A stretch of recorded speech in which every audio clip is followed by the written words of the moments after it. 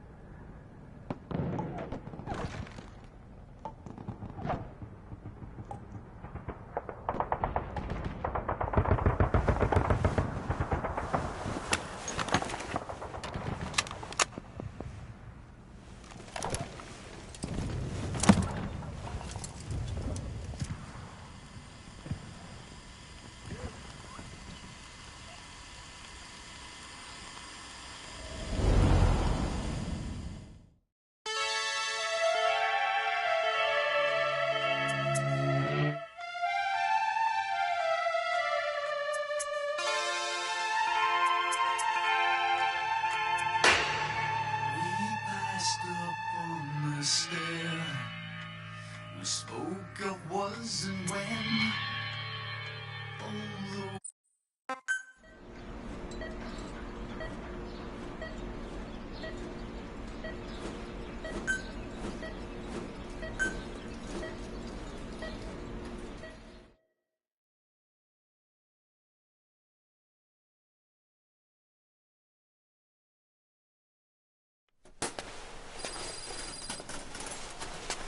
Ακούεις με?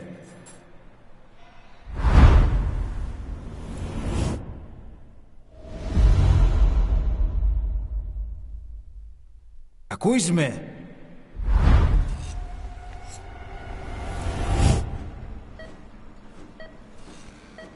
Can you hear me?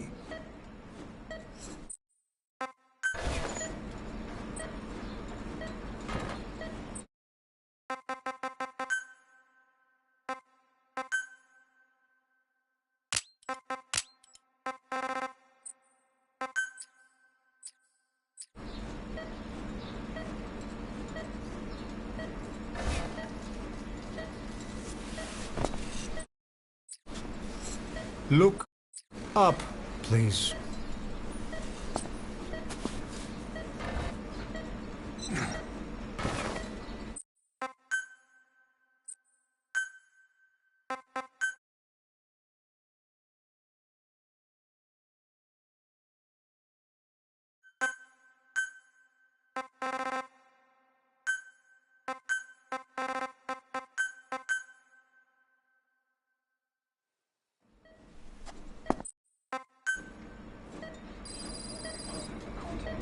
How do you feel?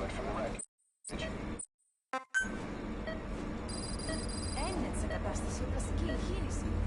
Κάποιος ήδη γνωρίζει ότι έχει ξυπνήσει και αν τρέχει μεγάλο.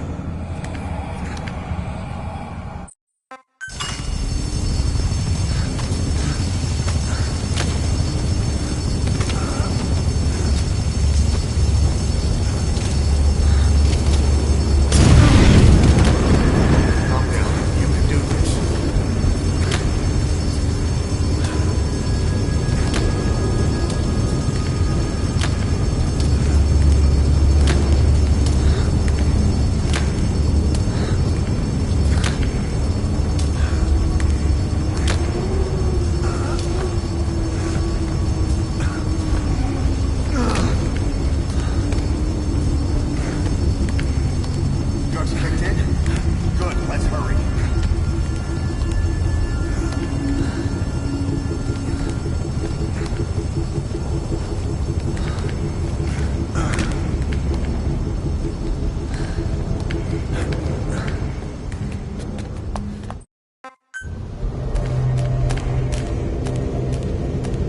This way, hurry.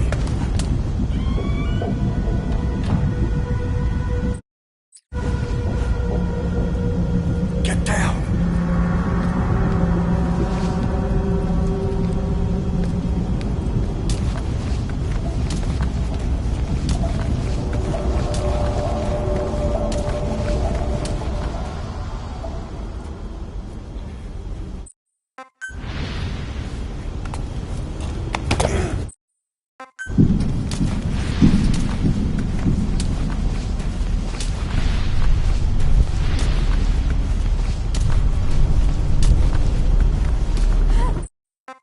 Time to walk. Press the stance button to stand up. Don't get caught in those searchlights. Here they come, hurry.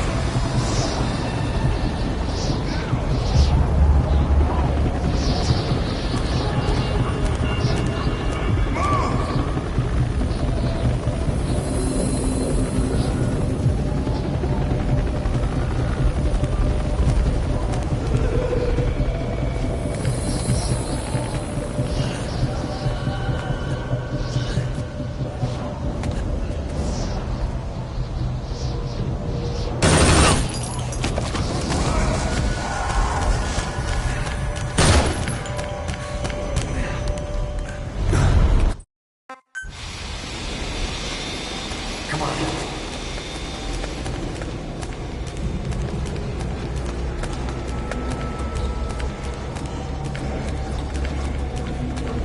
This way.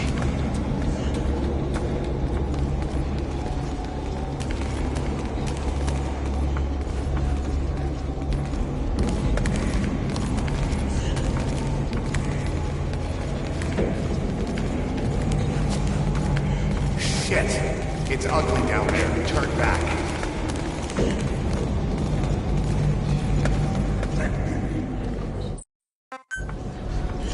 Do you hear that? What's going on out there? Hey! Oh, proszę. Hope he's okay. Hey! Hey! I can't see what's happening. What is that? What's happening out there? Does anybody know? Hey! We should... Do you hear that?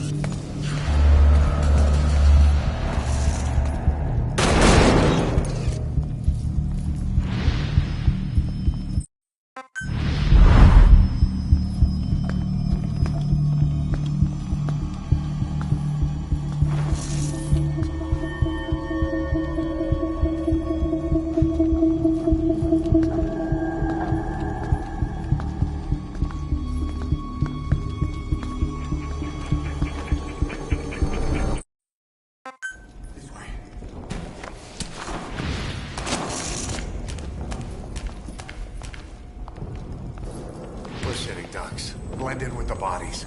Get down on your stomach and crawl.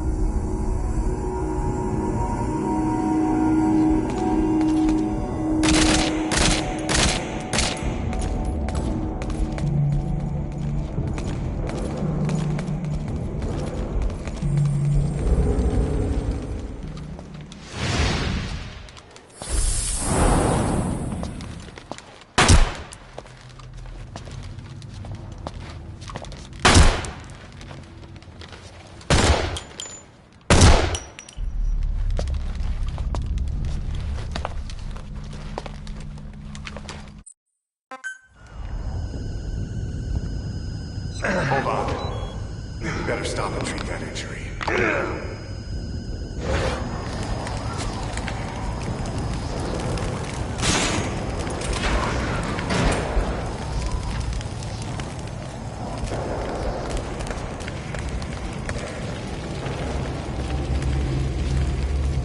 We'll have to take the stairs down.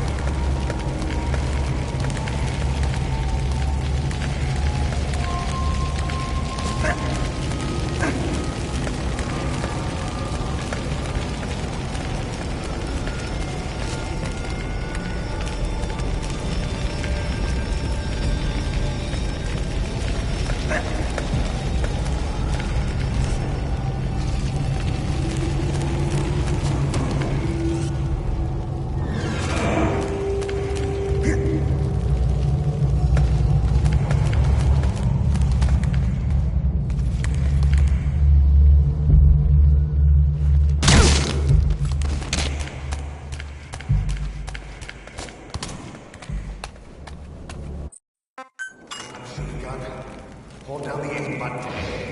Then press the attack button.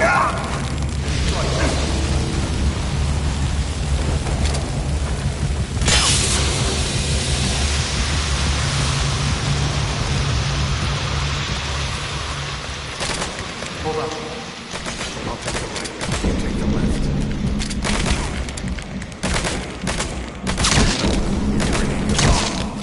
Nice work.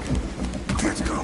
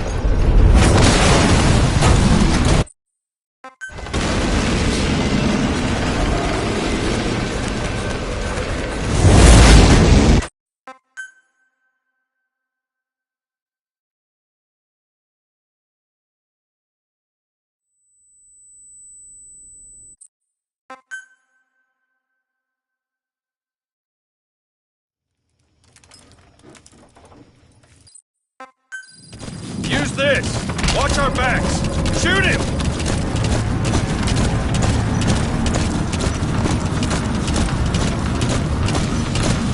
Shoot him! Now!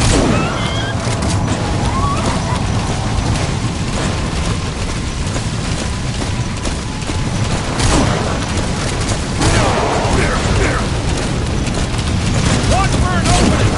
Shoot him! Don't let him attack! Careful, that gun's slow to reload! Watch for an opening! Hold him up a little longer! Watch for an opening!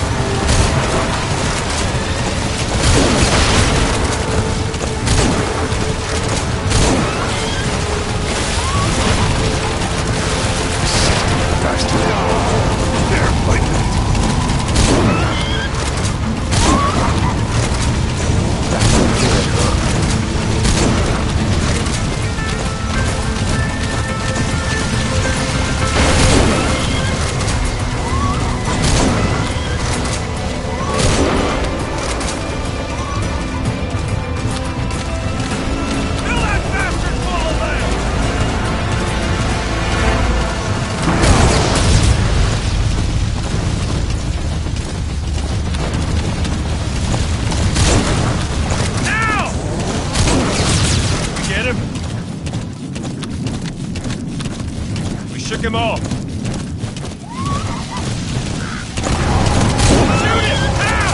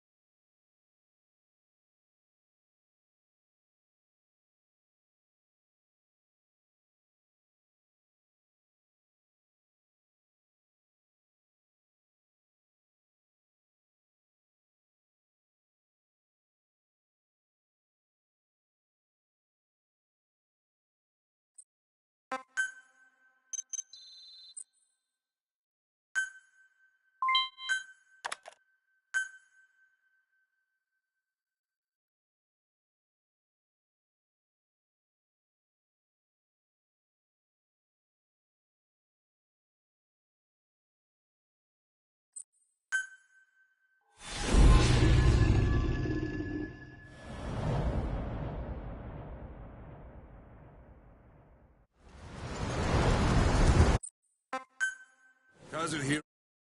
Miller is being held in Dawandehar to the north. Check its location now. Take out your iDroid. You see Wandy on the map? That's where they're keeping Miller. Only problem is, we don't know his exact location. Finding it is your first priority. Got your binoculars? Or should I say, your int scope? See the village? Straight ahead? All right, that's the village. If you see something through the binoculars and you need more information, just give me a call. I'll tell you anything I can about it. That's Violo Village. The Violo Calais. The villagers fled the war and evacuated a while back. Since then, it's become a base for the Soviets' 40th Army. A few days ago, Miller was taken through there, en route towards Dawandehar. You may be able to pick up the trail there.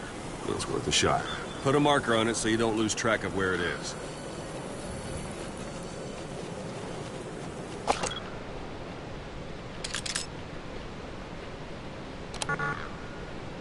Good.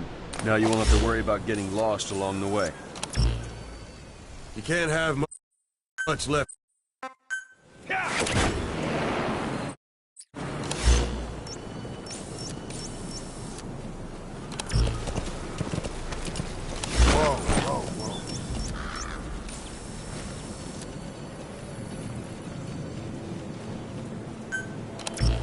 Yeah.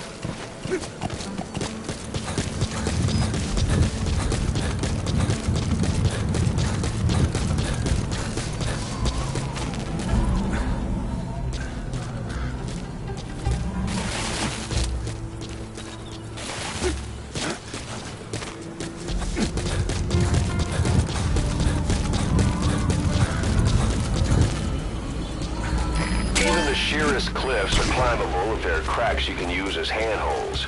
You might even find some unexpected routes that way. Keep an eye out for cracks on your travels. Yeah. Yeah. Yeah. Yeah. Yeah. Yeah. Yeah. Yeah.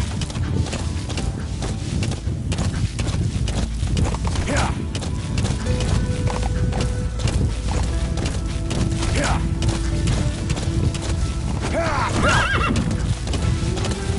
Yeah. Yeah. You're almost at the enemy out. Hold it. There's a Soviet guard post. There are bound to be guards. Take a look with your binoculars. Put the enemy in the center of your field of view. How about it? Can you see the village from there? Use the binoculars to recon the place. Look at where the enemies are stationed. Look at their gear. Take it all in. There should be a command post somewhere. See any buildings with tighter security? If there are clues to Miller's whereabouts, I'll bet you can find them in there. A parabolic antenna. The Soviets must have added that themselves. Meaning there's communications equipment inside.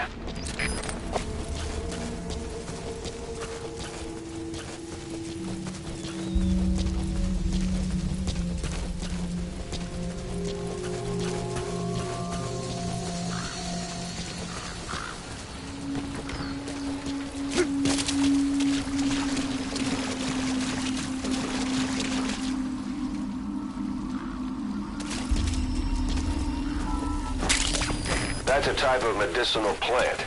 Bring it back to base. It's sure to be useful sometime.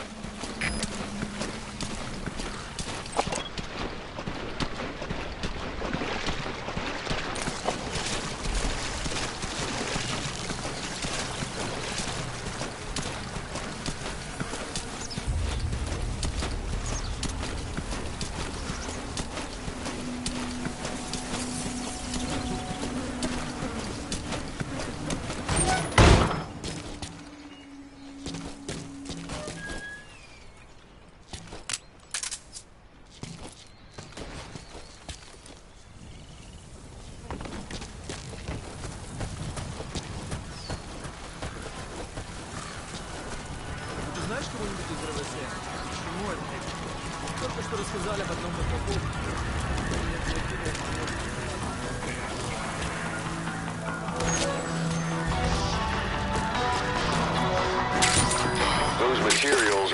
already processed. They should come in handy sooner or later. Why not start gathering them?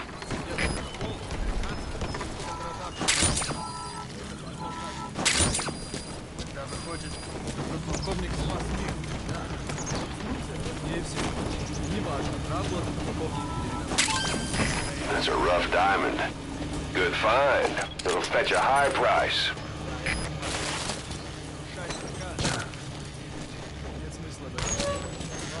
Hey, that's...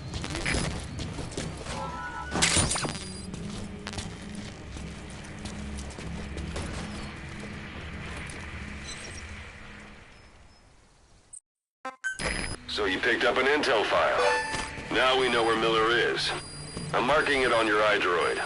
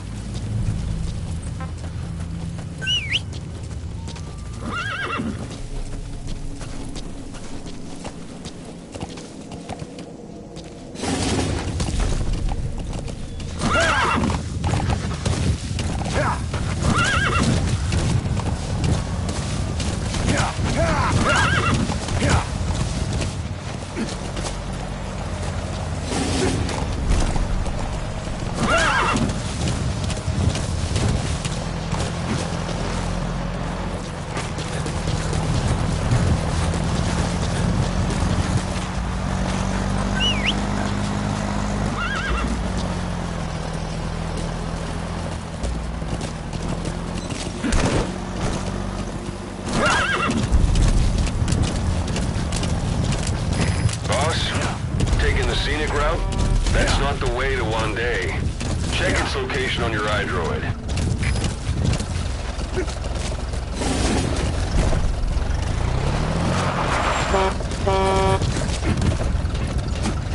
Отвали!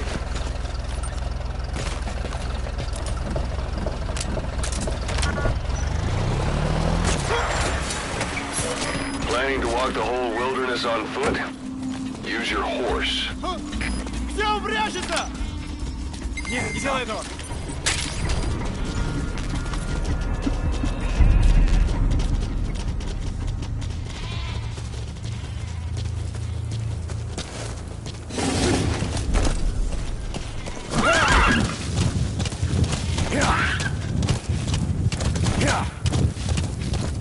Anytime you need advice, just give me a call.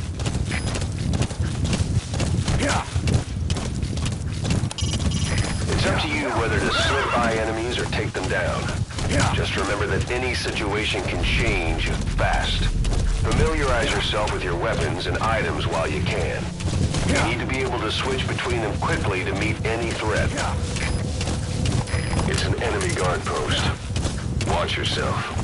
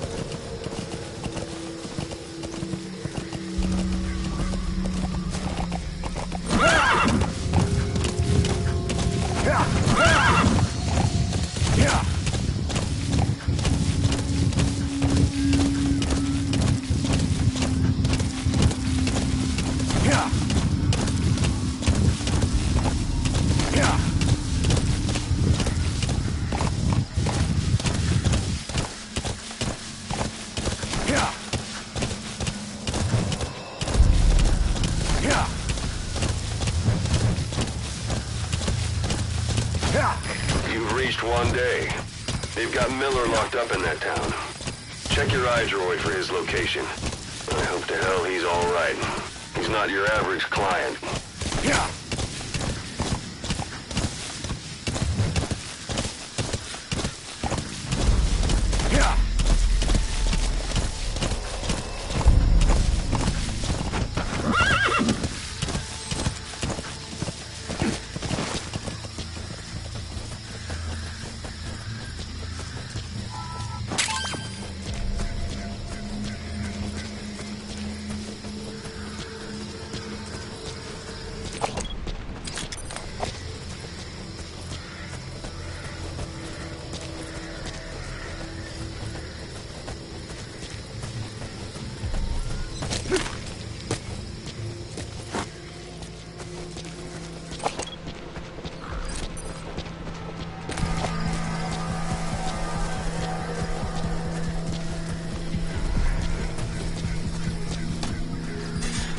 Sun's down already. It goes without saying that darkness is good for infiltration. But your vision will be affected just the same. Keep your guard up, or who knows when you'll bump into an enemy.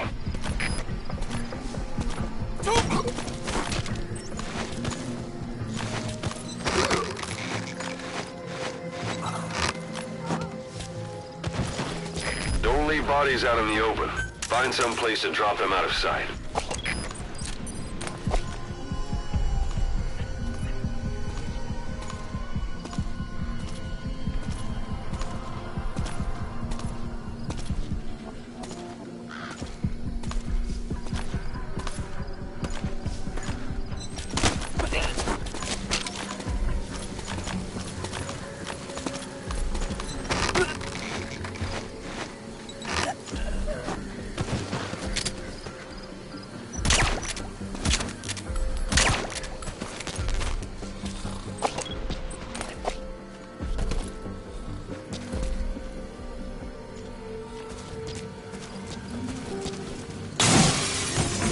That's the building, boss. That's where they're holding Miller.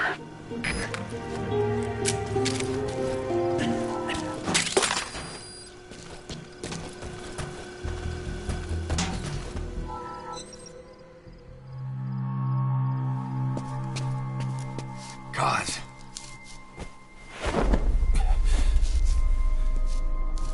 No more use for me, huh? God, it's me. I'm here to get you out.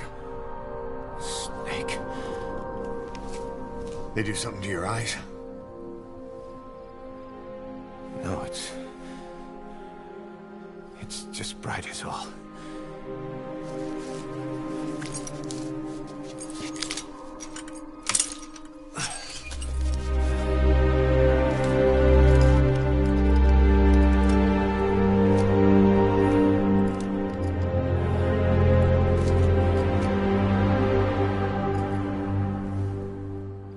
Took you so long. We'll talk, but not here.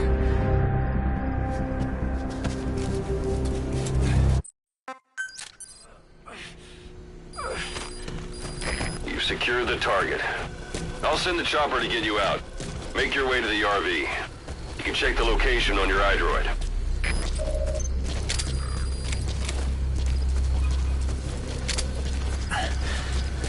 You look well. It hasn't slowed you down one bit. Not so heavy anymore, right? The magic words, boss. I've been waiting 9 years to hear them. Kept you waiting, huh? Come on. Say it for old time's sake. Kept you waiting, huh? It's really you, Snake. All these years without you. I knew this day would come.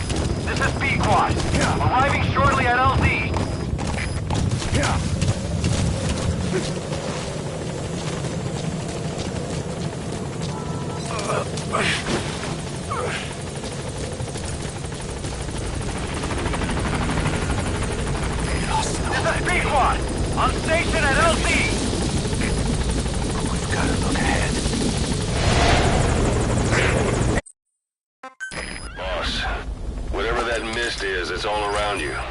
We can't see through it. I'm changing the RV so it's outside the mist. Get over there. The chopper will be waiting.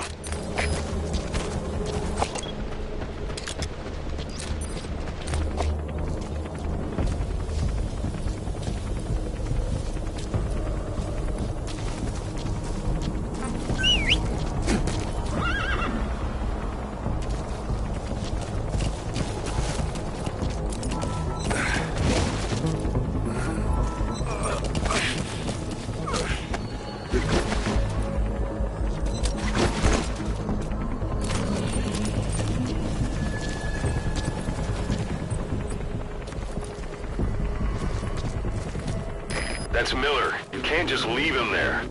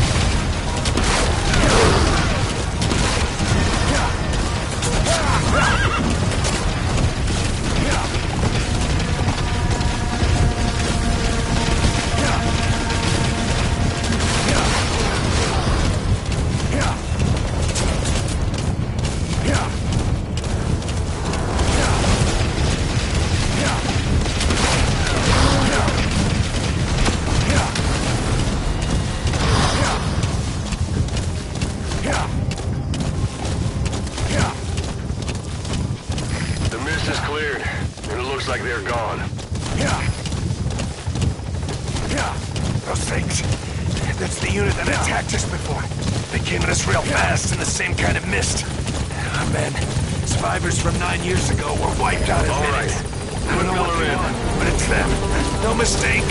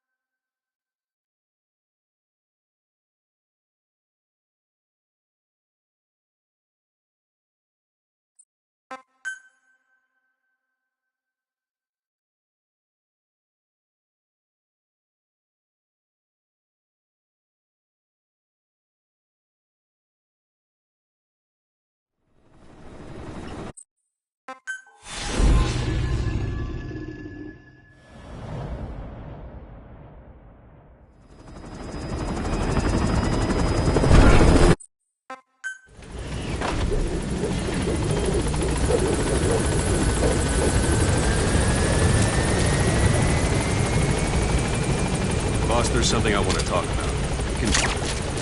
You came. This...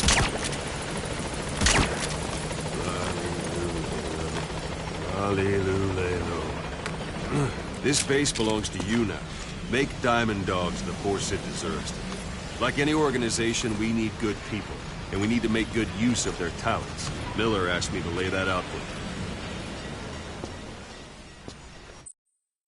When you're in the field, use it to extract any soldiers or prisoners you want back here.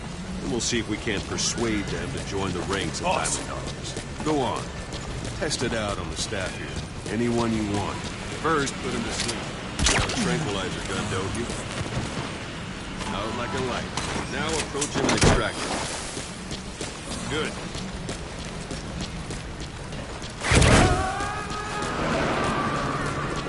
Extraction complete. You can only fulch and recover someone if they're not resistant. No dead bodies either. They don't make great recruits. The staff member you just extracted will be assigned to the team best suited to his abilities. Hang on a minute, boss. I'm not finished yet. The staff member you just extracted will be assigned to the team best suited to his abilities. See for yourself. Open your eye droid.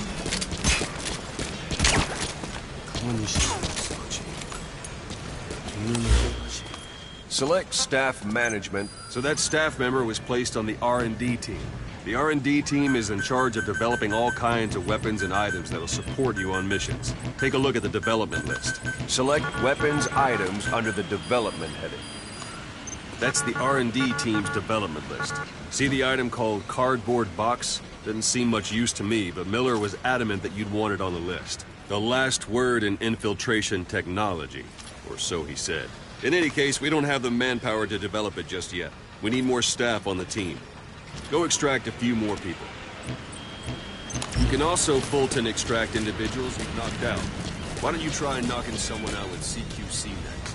Show them how it's done, boss.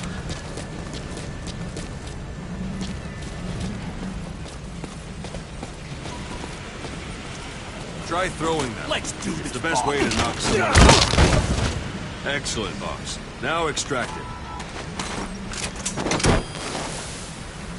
Good.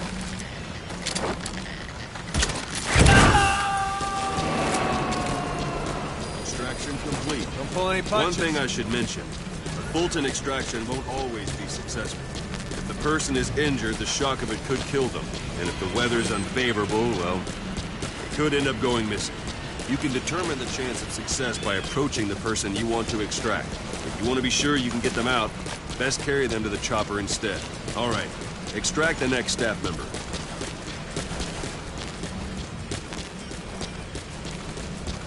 Extract him. Use any method you want. Or you can put him to sleep.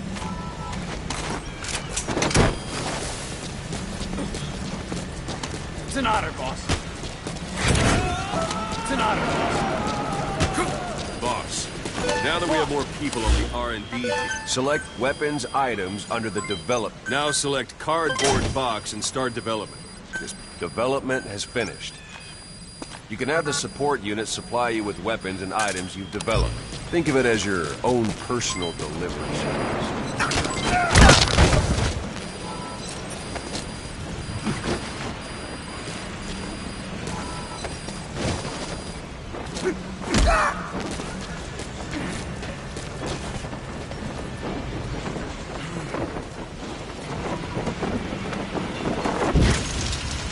Sorry, I forgot to tell you. When you call in a supply drop, watch you don't drop it on your head. And there it is. Not sure what it's good for, but Miller said you know what to do. Try it out. One last thing. The staff members you extracted were all placed on the R&D team, but that was Miller's decision. If you think they belong somewhere else, you're free to move them around. That about does it. You won't make any GMP or find recruits hanging around here. Board the chopper when you're ready for a mission. Open your iDroid and select a landing zone to tell it where to pick you up. Or if you're still in the mood for knocking guys on their asses, you can stay around here a while. Give the men some practice. Just come pay me a visit. Boss, let's practice your CQC. Begin by grabbing it. Once you've grabbed someone, you're free to do as you like. Interrogate him, knock him out, kill him. Scratch that last one for now. Go ahead and knock him out.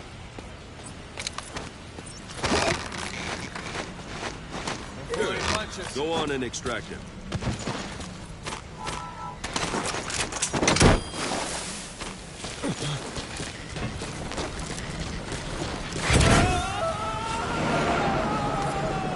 Now for fist fight. Strike an adversary repeatedly to knock him out. He'll stay unconscious for longer than if you throw him.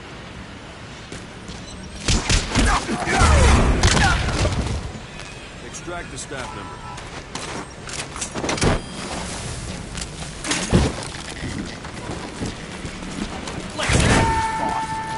Boss! Starting to feel like yourself again? The rest will fall into place with some time in the field. Go ahead and call the chopper from your eye. This is B-Quad. Arriving shortly at LZ.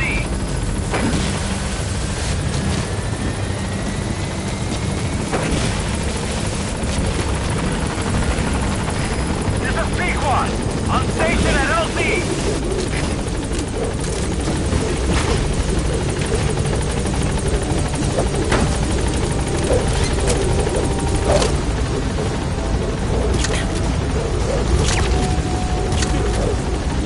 Gaining altitude!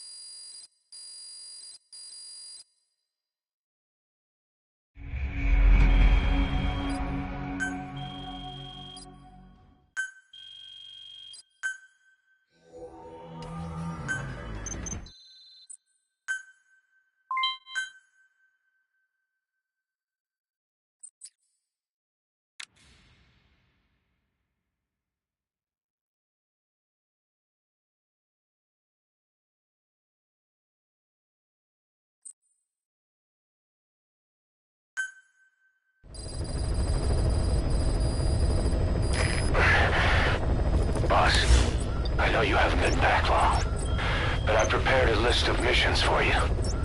Open your iDroid. I've taken the job offers Diamond Dogs has received and made a list of those I want you to consider. Which ones you accept is your call. The objectives of the missions I've added are prisoner rescue, facility sabotage, and high-value target elimination. Probably all a walk in the park for you, but they should help you get back on your feet. I put the mission details on a cassette tape. Refer to it if you decide to accept the mission. We'll receive GMP for completing missions, and extracting soldiers and prisoners will boost our ranks. Building up Mother Base is the first step to achieving our goal. If that means wet work, so be it. We're gonna have to get our hands dirty. I hope you're rested up, because we're not stopping. Not until the pain is gone. The future of Diamond Dogs is in your hands. We're counting on you, boss. You were hospitalized in Decalia, a British sovereign base area on Cyprus. It's part of British overseas territory that falls outside of Cypriot jurisdiction. You got moved from Cuba's Little America right into Cyprus's Little Britain. Why Decalia? The UK and the US remain close allies. The last place Cypher would think to look for you is inside their own system. That's what kept you safe in British military hospital for 9 years. The safest place from a whale is inside its own belly. You were a regular Geppetto. Well, it wasn't Pinocchio who led me out to safety. So who was that guy? Cypher went so far as to attack British territory, burning their own ally. That's how badly they wanted you dead. He said I was in a British military hospital. But the doctor had a Greek accent. They hire locally. Easier to trust them. Decalia is also home to Greek Cypriots, after all.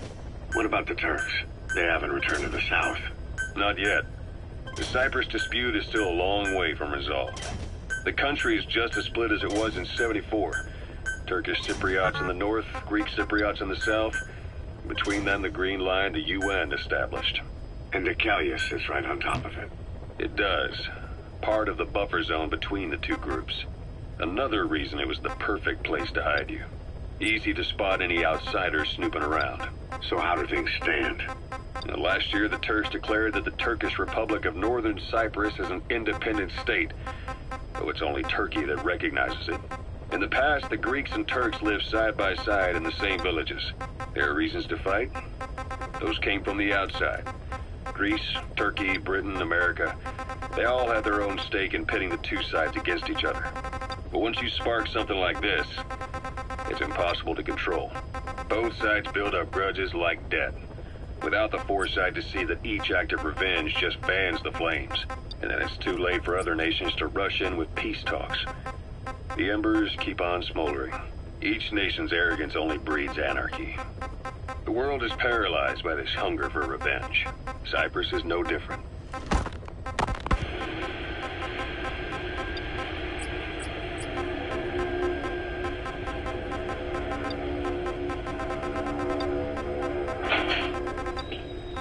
You're up. We're changing ships? We can't go sailing the Suez in a whaler. The Suez Canal. When did they reopen it? Not long after you were attacked.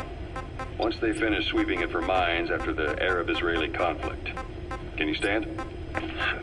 We're going to transfer to a container ship for passage through the Suez. Our destination is Pakistan, Afghanistan's neighbor to the south. There, we disembark and head via Peshawar to the Zero Line, the border. We'll travel to the Khyber Pass by road. And then? We continue on horseback. Afghanistan's main roads are under Soviet control. We'll need to go around them. It'll be all narrow, winding paths through the mountains. We'll do better on horseback.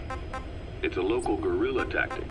They use the higher ridges to avoid air recons. Then they charge down the mountains for ambushes. The Soviets still haven't devised a counter-strategy. Our time frame is only half as much as we really need. It's gonna be a tough march. Better horses than boats. Well, it'll make for good physiotherapy. Take the time to get used to that new arm. While the Soviets have indicated they are not participating in the Los Angeles Olympics, primarily because the United States has made no attempt to guarantee the safety of the Soviet Union's athletes, the United States is increasingly demonstrating the belief that the issue has nothing to do with its preparations, and in fact this is retaliation for the Western nations' boycott of the previous Moscow Olympics.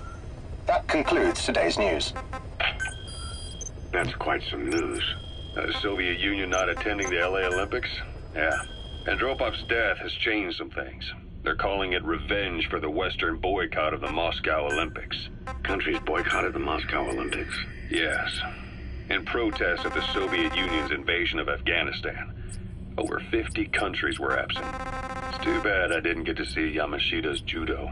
When the 40th Army crossed the Amu River 4 years ago, détente went right out the window.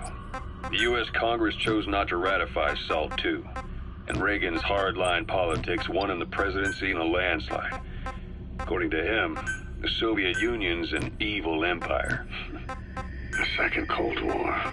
And there's been no end to regional conflicts and civil wars.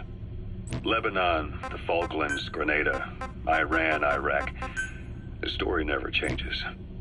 Egypt and Israel did sign a peace treaty. But then the driving force on the Egyptian side, President Sadat, was assassinated afterward.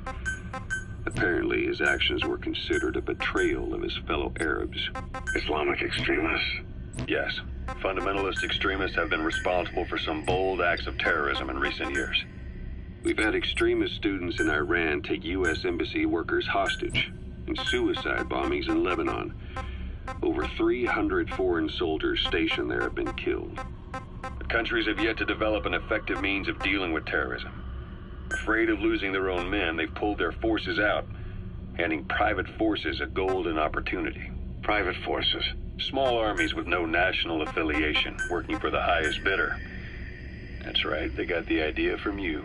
After Mother Base went down, they began spreading to meet the soaring demand. Miller's organization is just one of many PFs now. The entire world is after you. But at the same time, it needs you too. Miller told me about what happened in the Caribbean 9 years ago. You do remember Miller. You formed a private army with him. An army with no allegiance to a nation. I remember, but... I see. You're not sure what's fact and what's a fantasy caused by the coma. It's still all a mess, huh? All I can do is tell you the facts as they were told to me. I've gone easy on you up until now, but this is where the hard stuff begins. 1974, the year before you entered your coma. You were in Colombia, operating with a small unit of men, basically mercenaries. Miller was among them. Miller was trying to find a way to turn his and your talents into a line of work. He was looking to start a business where you would fight on behalf of others around the world, those who needed military force. But the reality was, at that time, you didn't have enough gear to equip your own men. Then Miller came across this client. It was a huge job he was offering, but you had a shot at pulling it off. You accepted it and headed into Costa Rica. The client even threw in an offshore facility in the Caribbean. The Mother Base, that would be your new base of operations. Miller sure did have a head for business. As your mission went on, your unit grew and grew. More weapons.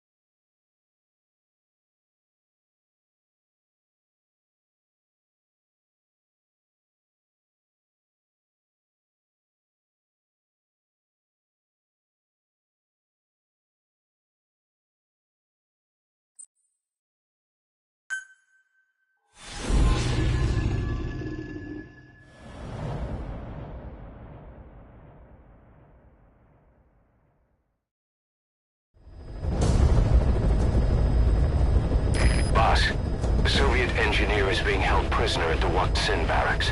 You need to find him and get him out. He tried to defect from the base camp up north, but it didn't work out. Now they're holding him at Waksin. He's offered his technical skills to us as long as we can guarantee his safety.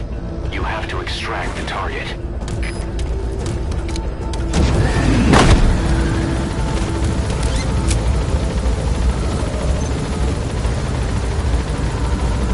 Boss, your target just happens to be the man who developed your prosthetic hand.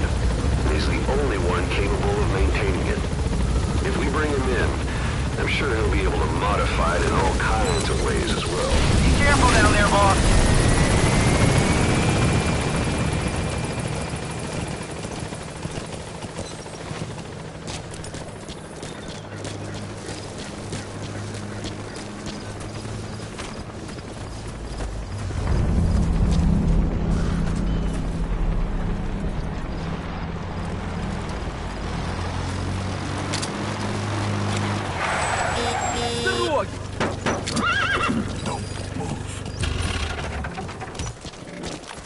Я не хочу умирать!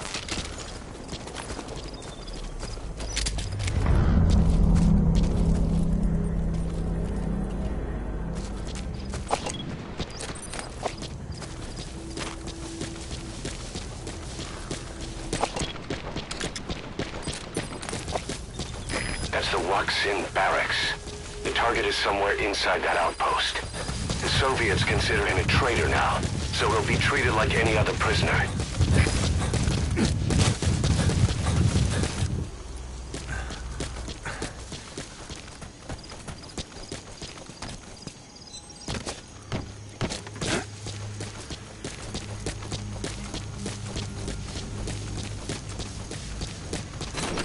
That crack would make a good foothold. You can use crack climbing to make your way up.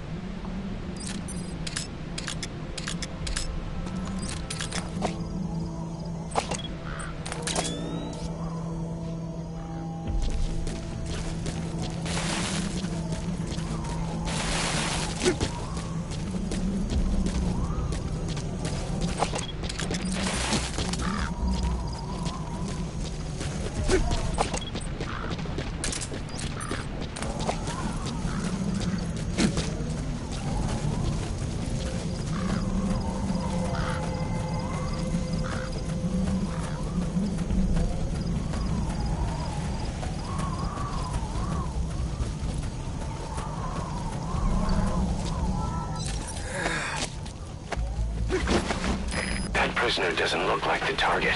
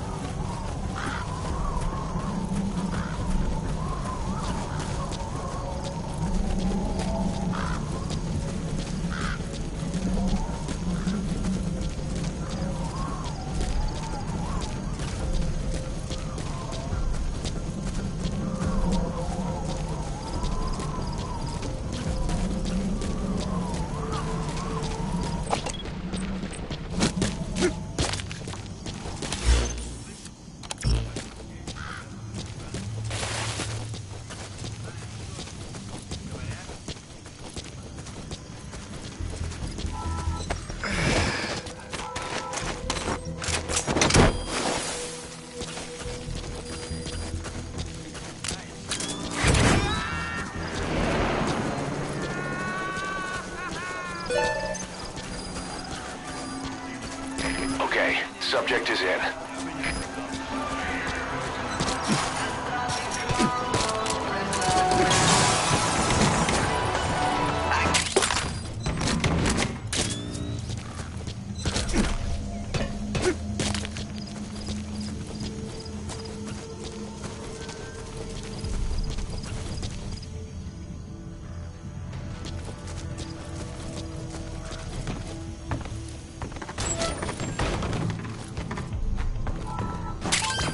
Those are raw diamonds.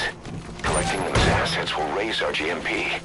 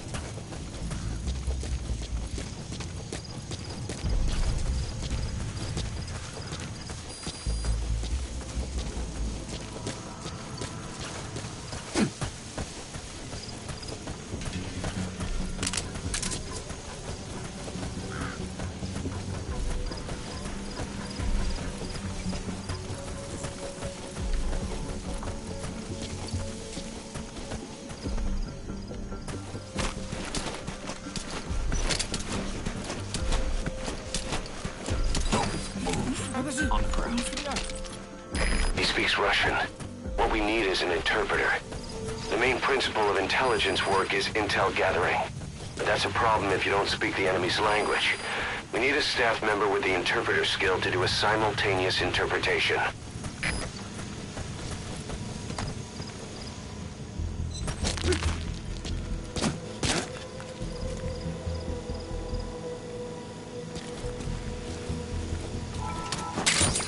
Those materials have already been processed. It may not be much, but we can use them straight away if you bring them back to base.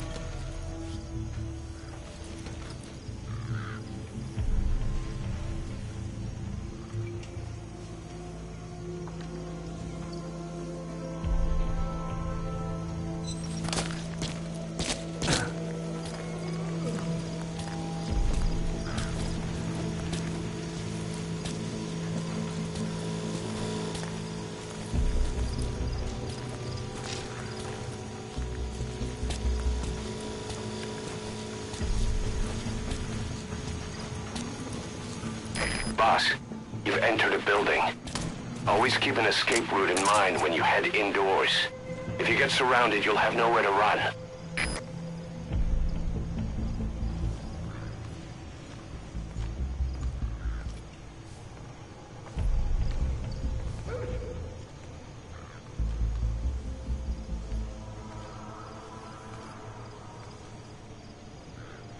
Скажи, как прошла та вылазка? Информацию по охране. Нет цели запрошенных, не понравилось.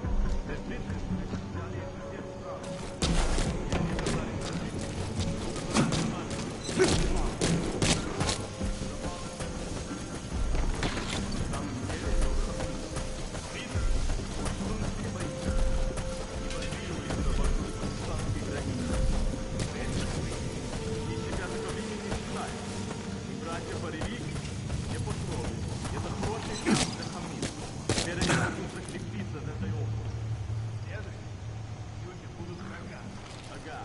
в этих хамидах хорошее оружие. Благодаря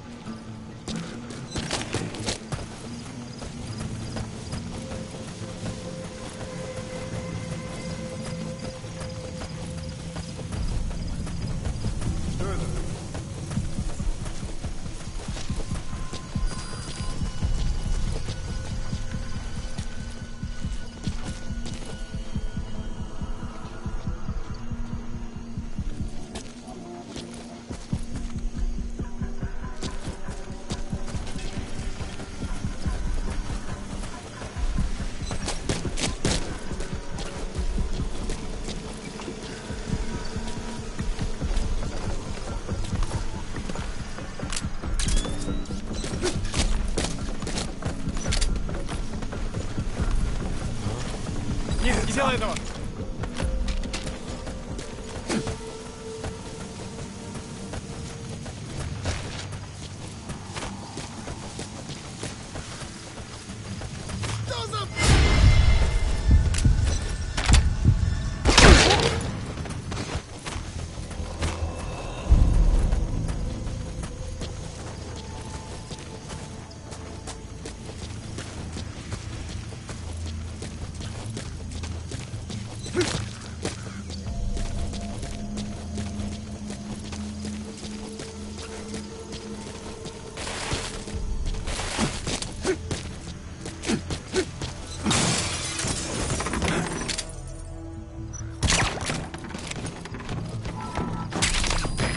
Material.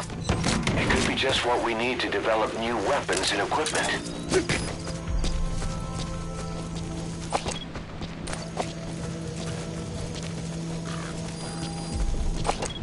Знаешь, я на днях слышу кое-что интересное. Тот ученый сказал...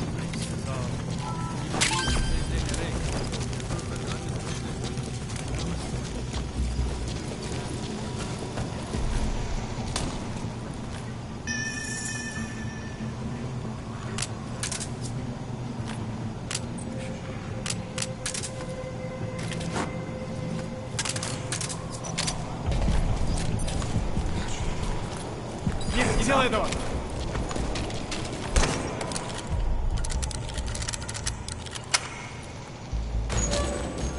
Помоги мне! That's the target. Это протез. Я его сделал. Это мой шедевр. Обычные протезы.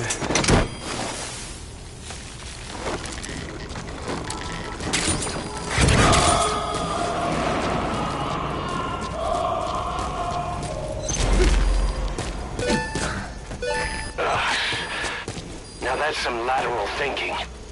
Flawless work. You never cease to amaze, boss. Target extraction confirmed. Exfiltrate out of the hot zone by chopper or on land.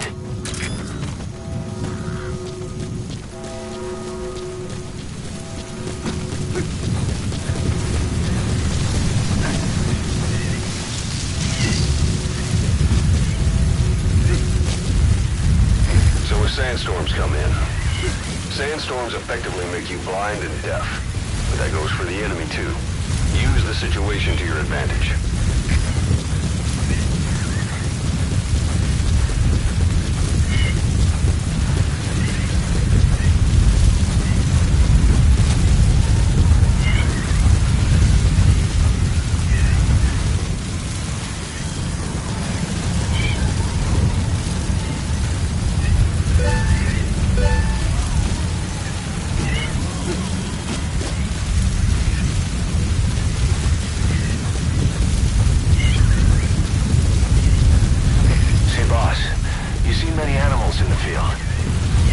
An environmental NGO has asked us to remove wild animals from combat zones.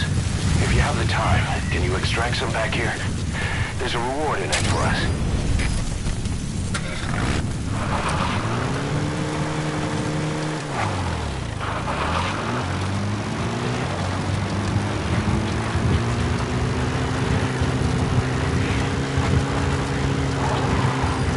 That's it. You've made it out of the hot zone. No sign of the enemy. Mission complete, boss.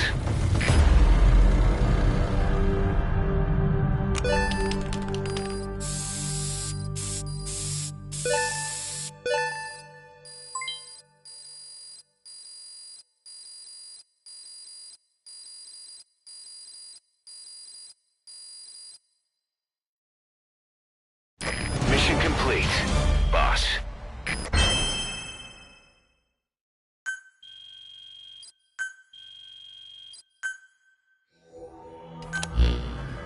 The engineer we rescued has been extremely cooperative. The guys on the R&D team are glad to have him aboard. Thing is, his specialty isn't mechanics, but something called bionics, engineering based on biology. He's already submitted a proposal for modifying your prosthetic arm.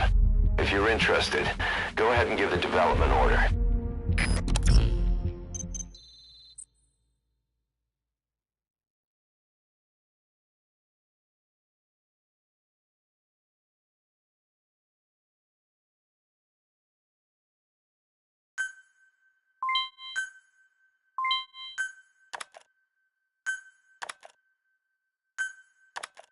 How you feeling, boss? Getting used to being in the field again? Having choppers and a horse at your disposal is indispensable for operating in the wilds of Afghanistan. I've gone ahead and arranged for you to be able to develop and customize weaponry for support choppers. And you can also develop new equipment for D-Horse if you like. Use your iDroid to start development as needed.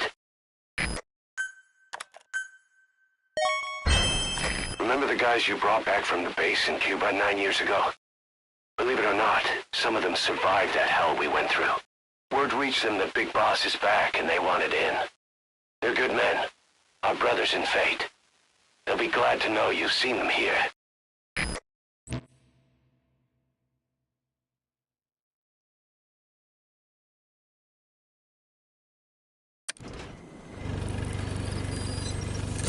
The side ops list is comprised of problems we need you to resolve, objectives to be completed, and information gained from the soldiers and prisoners you've extracted.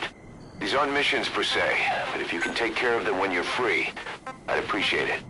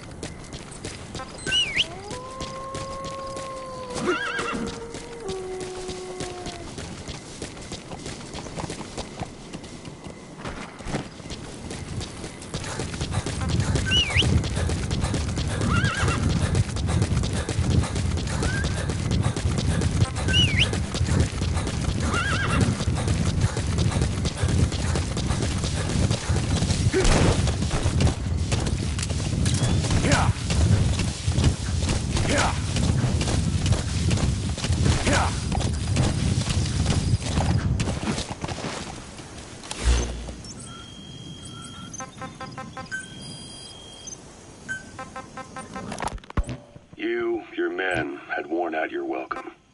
Everyone was out for you. East, West, First World, Third.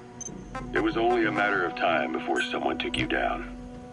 And that was XOF. Officially, they're an anti-terror unit under the CIA. In reality, they're Cypher's private strike force. They lured you to Cuba using Chico, the Nicaraguan revolutionary kid, and Paz, a mole who worked for Cypher as bait.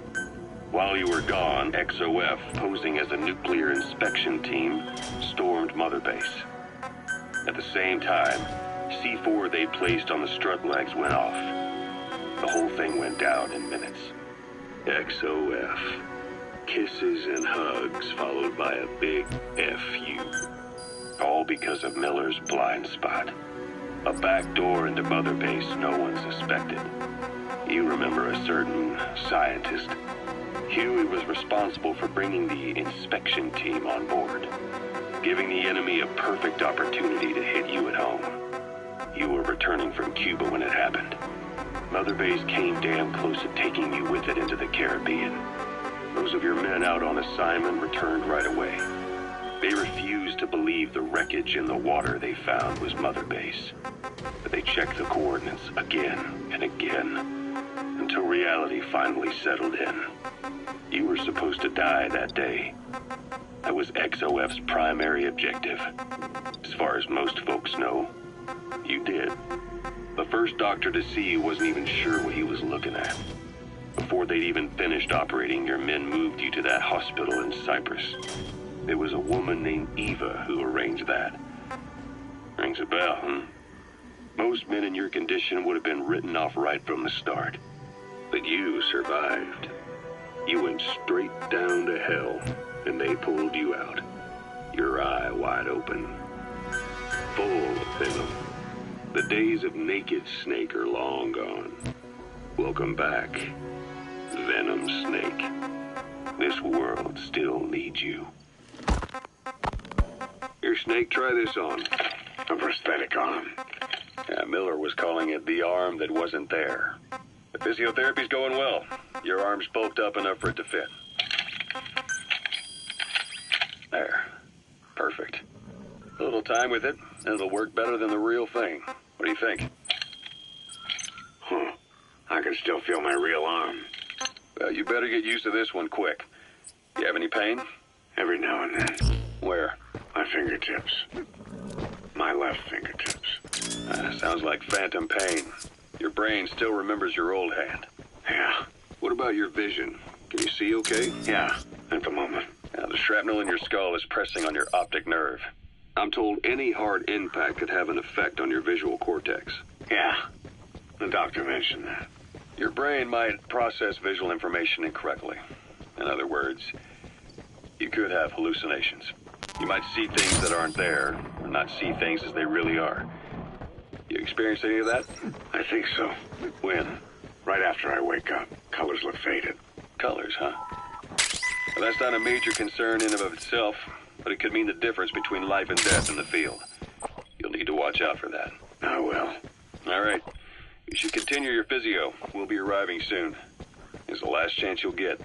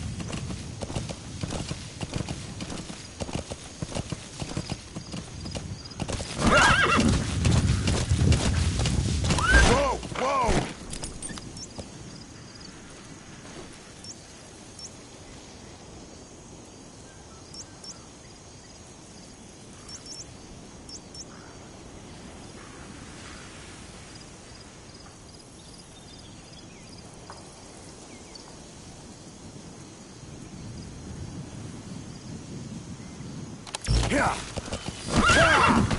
Yeah.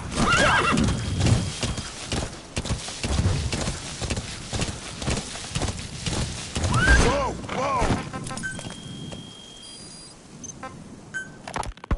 Ocelot. I hear they started calling you Shalashaska in Afghanistan. What's that about? You know the term Sharashka?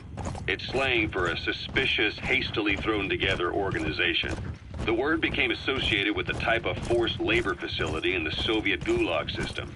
OKB scientists and engineers who'd been convicted of crimes were sent to a Sharashka for forced R&D. The Sharashkas were supervised by Lavrenti Beria of the NKVD, the secret police, under the official name 4th Special Department. Forced research? That's not very different from what we do here. Diamond Dogs is different. Everyone here believes in you. Regardless of where they came from or why they're here, they revere you. And they're fighting because it was their choice. And if it wasn't, they'd leave? Who knows? That's our reality here, whether it's real or not. If there's another truth, I don't want to know it. All that matters is that's the concept that's taken shape in their heads. The traces of a group ideology, our superstructure, to put it in Marxist terms. All right. Go on. Right. So anyway, at some point the enemy started calling me Sharashka. This was after the war in Afghanistan broke out. While I was keeping an eye on you in that hospital, I was also heading up interrogations here. The men I broke gave up their comrades and families, everything they wanted to protect the most. No real cause for it. I just let myself get caught up in the old Russian pride. And suddenly I received the honor of becoming Special Interrogation Advisor to the forced labor camps. But the more men I interrogated, the more people saw me as just that, the interrogator. It helped cover my real objective of keeping you safe. You went that far for me? Far enough to keep you alive. I ended up being pretty well known among the Afghan guerrillas. Some of them would have seen me on the battlefield, and that's how I got the second half of the name. Shashka. It's a sword, a type of saber from the Caucasus. Russian dragoons and Cossacks carried them into battle. Now, the Russian Empire had a general by the name of Fyodor Arturovich Keller. His bravery earned him the nickname Russia's Greatest Shashka. Someone must have known about that, because somewhere along the line, Shashka got stuck on the end of Sharashka. The guerrillas were using the name amongst themselves by the time I got to hearing about it. Pronunciation that wound up as Shalashashka. So, half gulag, half hero sword. Is a perfect fit. But you see how rumors and ideas about people can get out of hand fast. Once you create a character and put it out there in public mind, it warps and twists with every baseless rumor. And before you know it, all people see are phantoms. In my case, it works out just fine. I'm plenty used to working under aliases. We can use compounds from plants to make medicine or poison for use in new weapons and equipment. Take a look at the plants list on your iDroid to see which ones we need. Then go find them if you get the chance. It'll keep the staff happy too.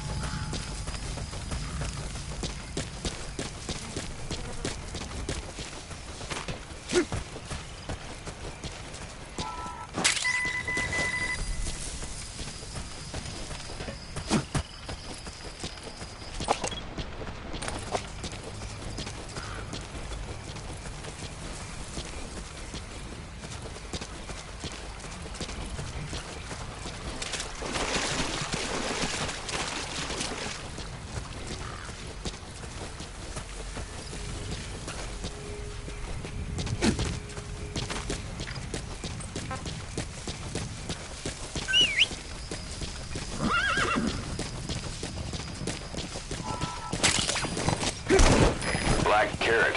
Something of an ancestor to the domestic carrot. It's also a favorite of wild animals.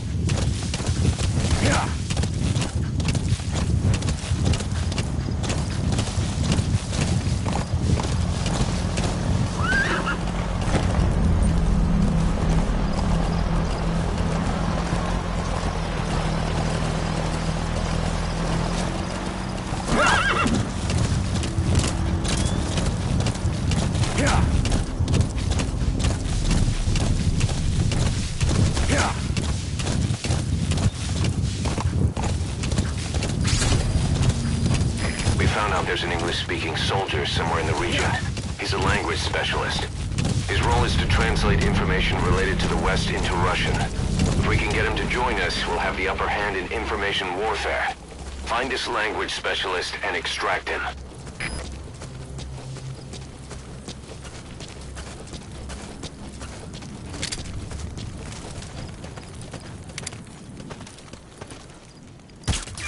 That's the target.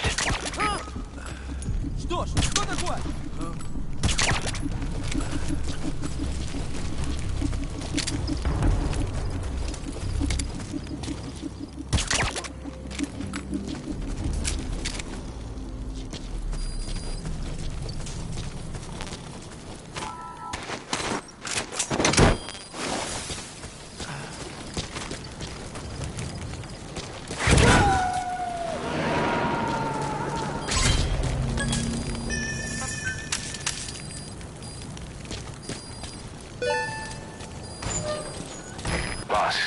Language specialist you extracted has been very cooperative. Says he's always dreamed of living a free life, like folks in the West. What are the odds, huh? I've gone ahead and placed him in the support unit. His job is Russian interpretation. Now you'll know what Soviet soldiers are saying. You can even interrogate them. Should give you an edge in the mission.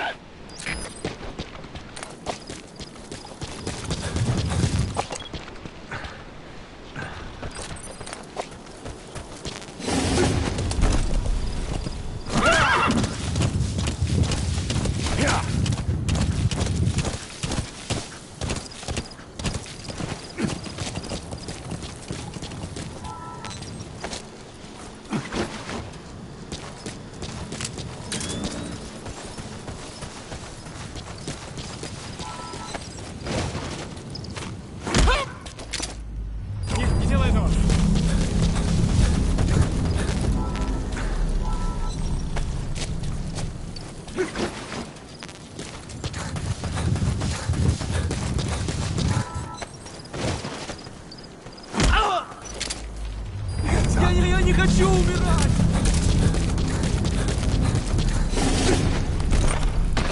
Whoa, whoa, whoa.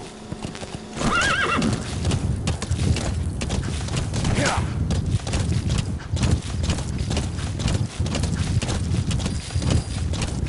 Yeah. Yeah. Yeah. Yeah. Yeah. Yeah.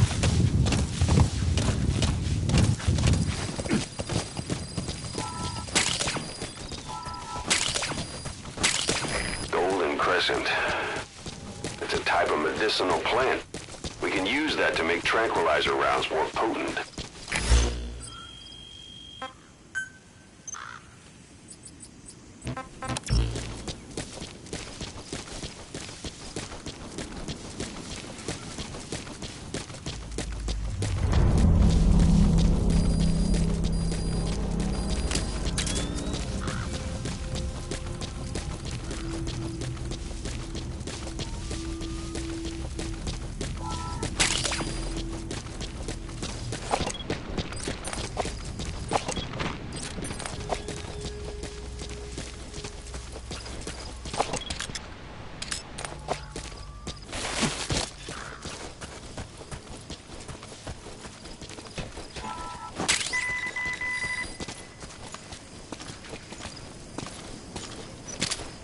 Нет, не делай этого! On the ground.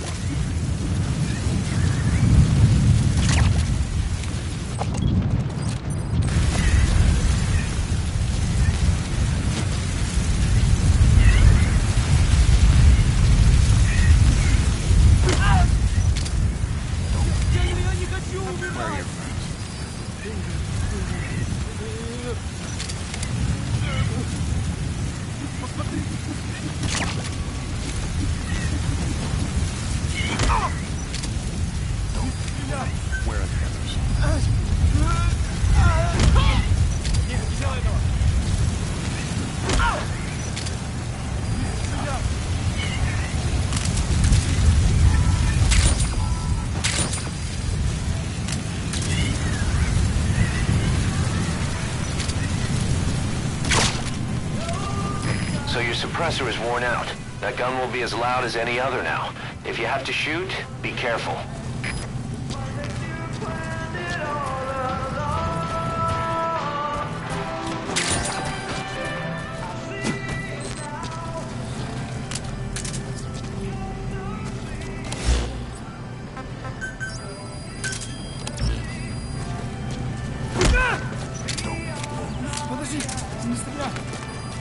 It'll be dawn soon.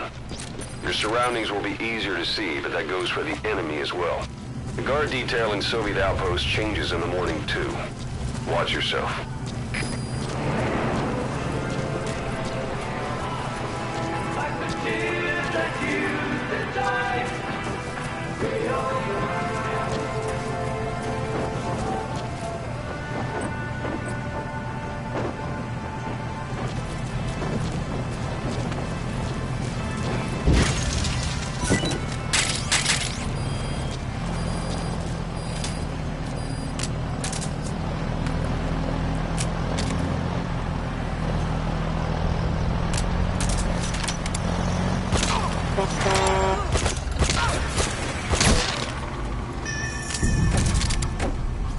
Что там?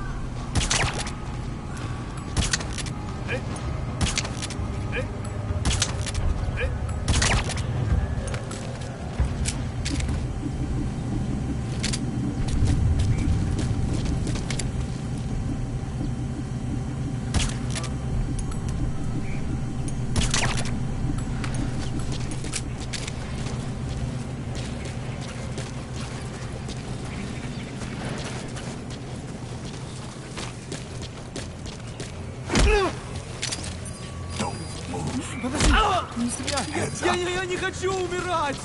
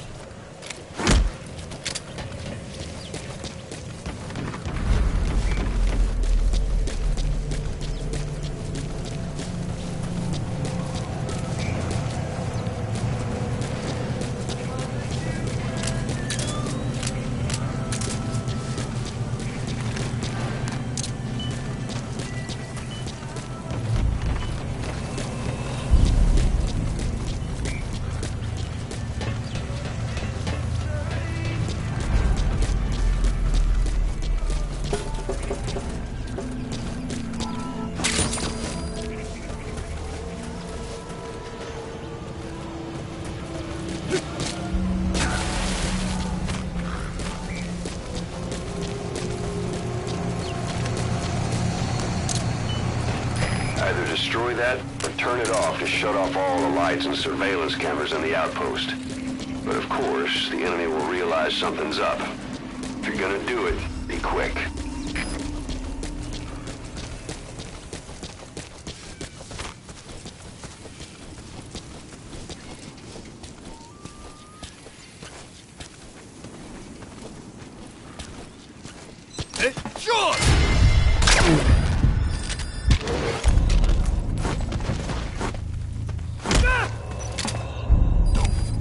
Подожди, не стреляй.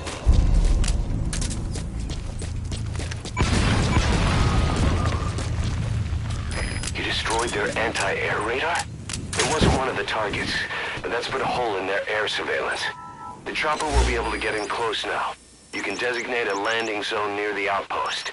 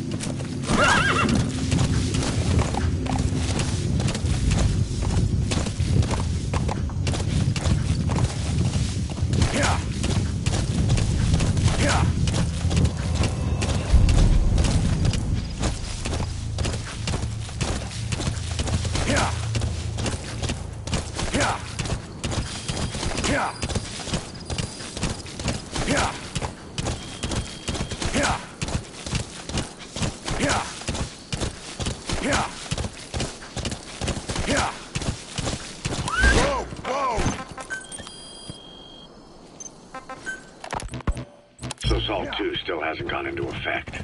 That treaty was drawn up to limit not just the size of the U.S. and Soviet Union's nuclear arsenals, but also their delivery systems. The whole deal. Just when we thought all those years of negotiations had paid off, somebody decides to invade Afghanistan. The timing couldn't have been worse. The president was in the middle of the SALT II talks back then. You mean while you were busy trying to stop Peace Walker? I heard. President Ford was meeting with the General Secretary in Vladivostok. In his absence, the political brass in America detected what they didn't realize was false nuclear launch data from Peace Walker, and were on the verge of ordering a retaliatory nuclear strike. Coleman's big idea? Humans are incapable of destroying themselves. Turns out he never knew what humans are capable of. If that AI, the boss, hadn't found a way to stop the fake data transmission, they probably would have gone ahead with the launch. Deterrence was revealed as the pipe dream it was. All thanks to you. And her. The U.S.-Soviet talks looked set to fall through. What happened in Nicaragua no doubt helped trigger a change of heart. But in the end, the times define the politics. When you've grabbed their tail, they turn and bite your hand. I first met you 20 years ago now.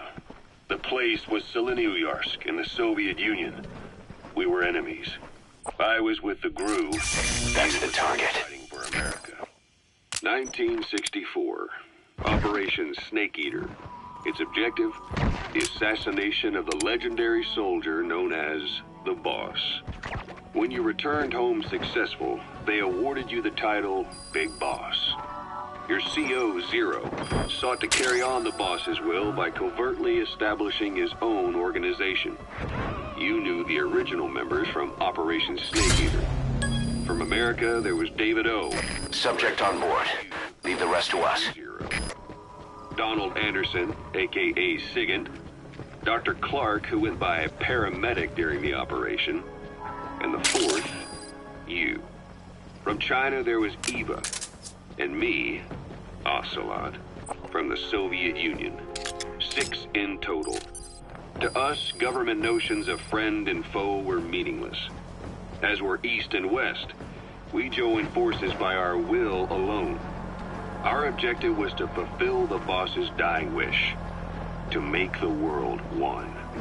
And to do it, Zero used the Philosopher's Legacy, the secret war fund you obtained during Operation Snake Eater. This organization would go on to become Cypher. I, on the other hand, was left with a problem. You only recovered half of the legacy. I had to locate the other half myself. When I found the funds, I passed them on to Zero, just as you wanted. I still trusted him in those days. We thought what he was doing was the boss's will, until he started that one project. Les enfants terribles, Zero called it. You parted ways, as did Eva, leaving only Anderson and Clark still with him. I maintained limited contact, although truth be told, we were just keeping tabs on one another. The reason was always you. After you returned to the Army and created Foxhound, you left America. For a time, even I'd lost track of you. I'd imagine Zero did too. You always were the best when it came to hide and seek. Zero created Cypher, an information network to tap into every corner of the globe. Woven together, Cypher's arteries make the world just one big organism. And that's not all. It also monitors the thorn in Zero's side. That's you, tracking your coordinates wherever you might go. The further you strayed from your roots, the larger Zero became. It's as if he was trying to close the gap between you. But before long, he disappeared from public life. Only a few people had direct contact with him. For a time, I was one of them. Then a year after you fell into your coma, he slipped out of sight entirely. Since then, nothing. No photos, no recordings, not even a reliable rumor as to his whereabouts. I tried every method I could think of.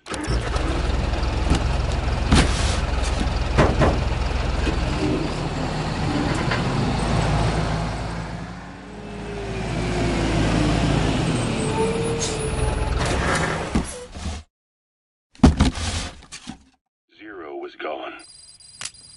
Freed of his control, his creation, his power continued to grow.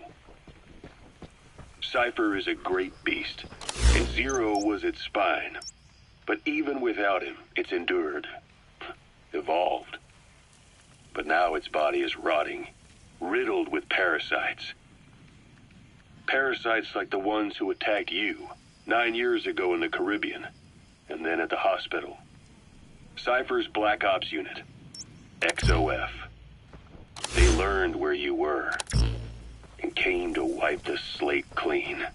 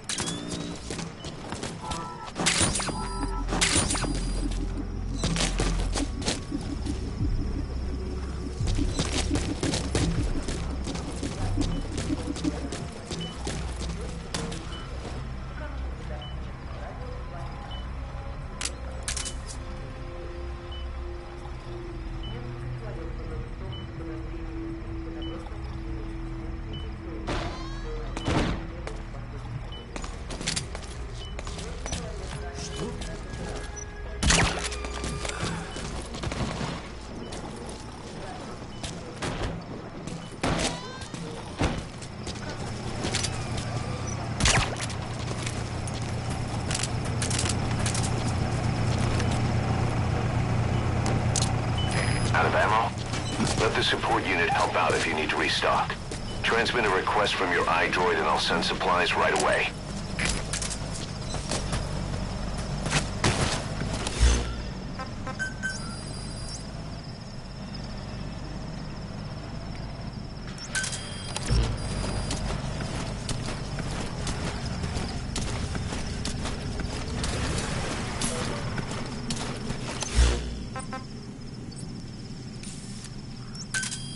Roger.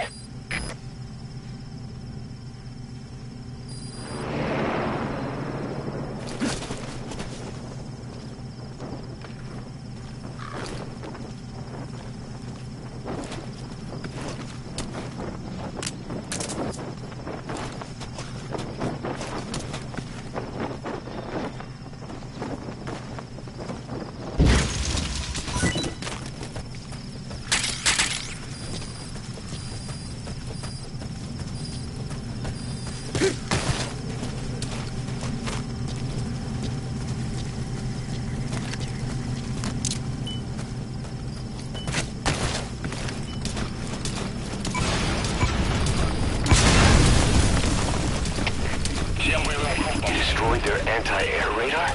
It wasn't one of the targets, but that's put a hole in their air surveillance. The chopper will be able to get in close now. You can designate a landing zone near the outpost. This is B-Quad. Arriving shortly at LZ.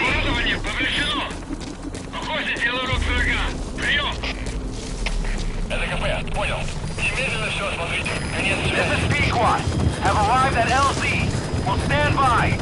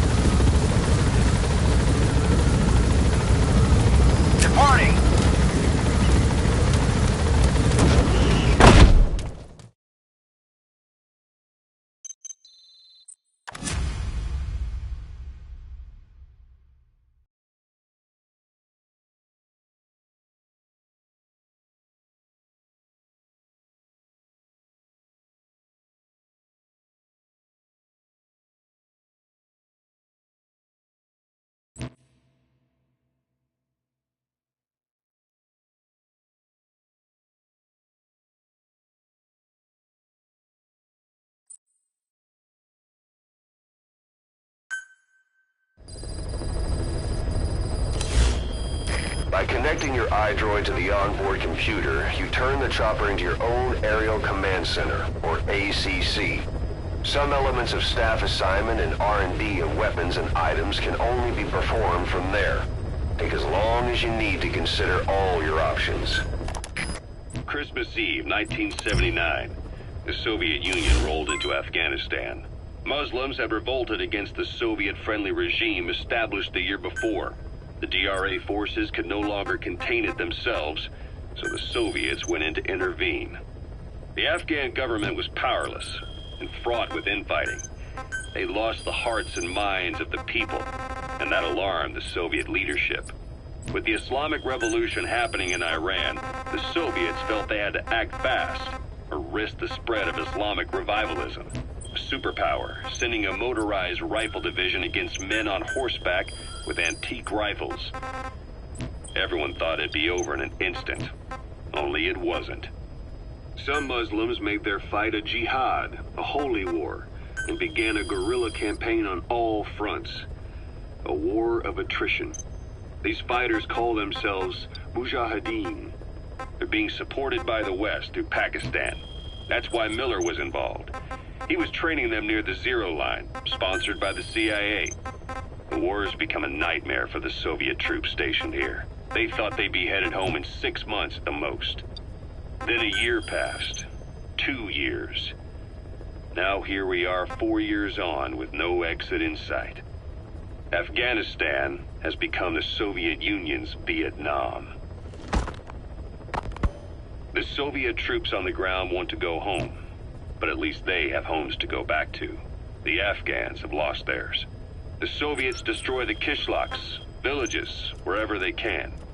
They burn down homes and fields, fill in wells, turn pastures into minefields. It's created a mass of refugees who fled to Pakistan. If the Mujahideen are fish swimming around the villages, the Soviets will go so far as to dry out their ocean. But this has had a big price.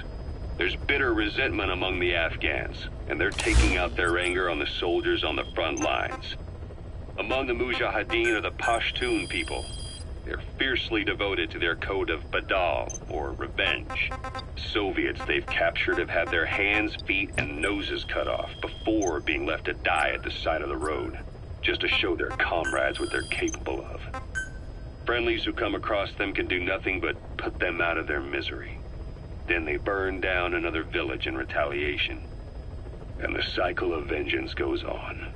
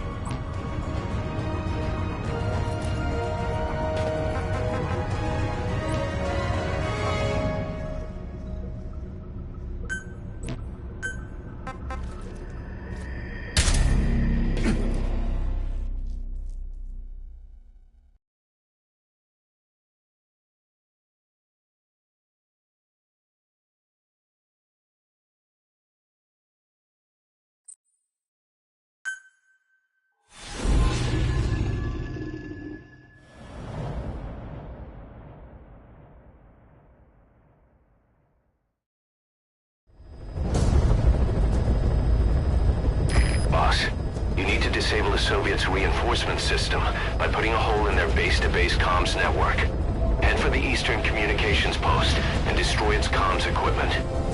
First, use the binoculars to locate the communications equipment at the facility.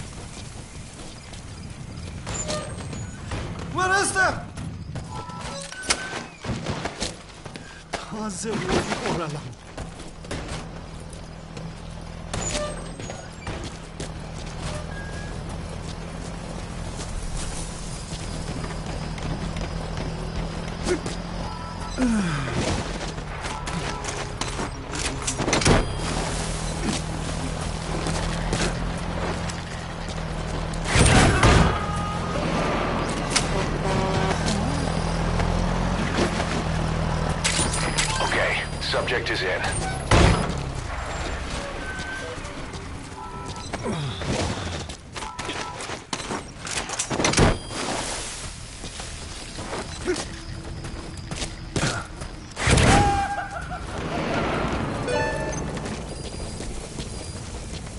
Subject on board. Leave the rest to us.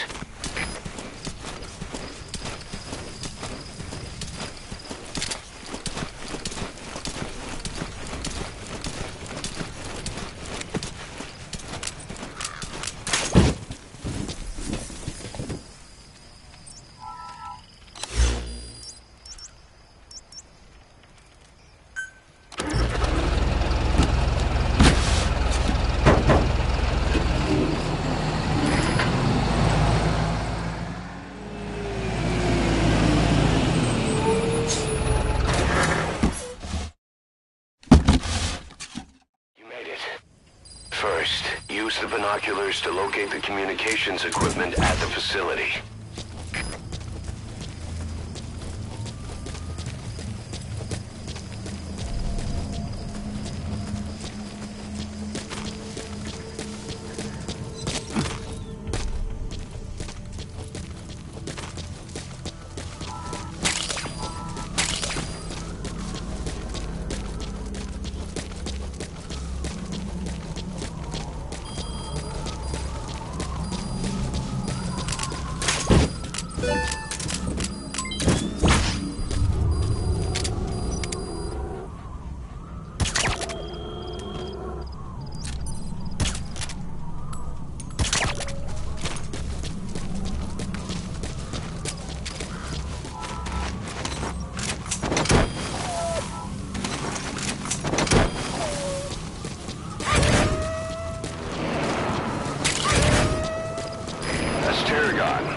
Medicinal plant.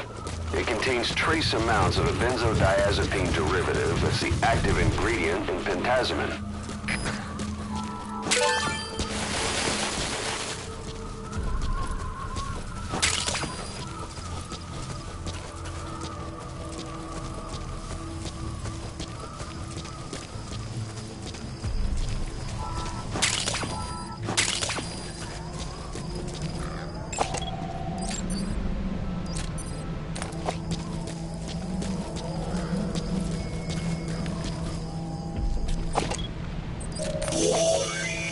That antenna is one of the targets. There should be more. Keep looking. That's another one of the targets. Do you see any more? That looks like the target. We know where all the antennas are now. Take out all three of them. How you do it is your call.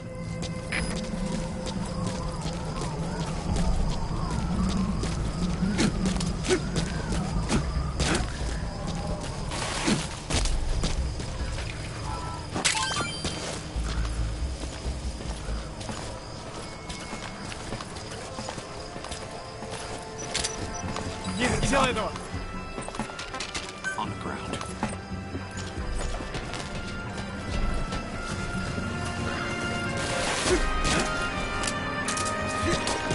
Thinking of using C4? It's an explosive that you detonate by remote control after you've planted it. Alright, now get to a safe distance before you set it off. To detonate it, hold the ready button and then press the action button.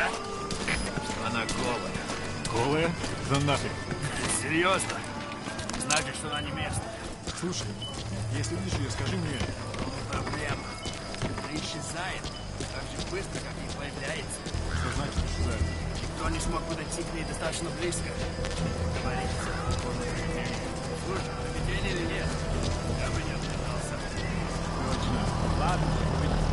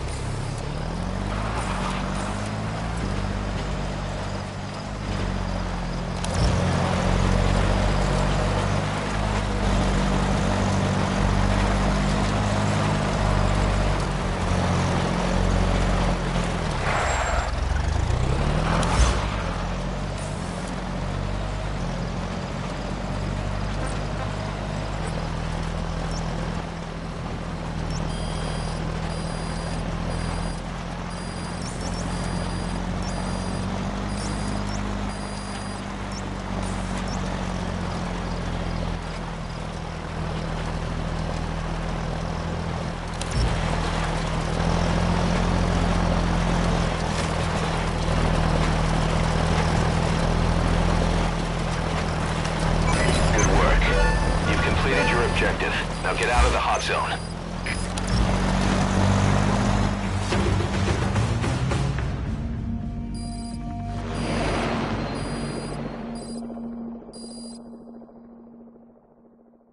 Amazing. Mission complete. That right there is why you're the best, boss. The one and only.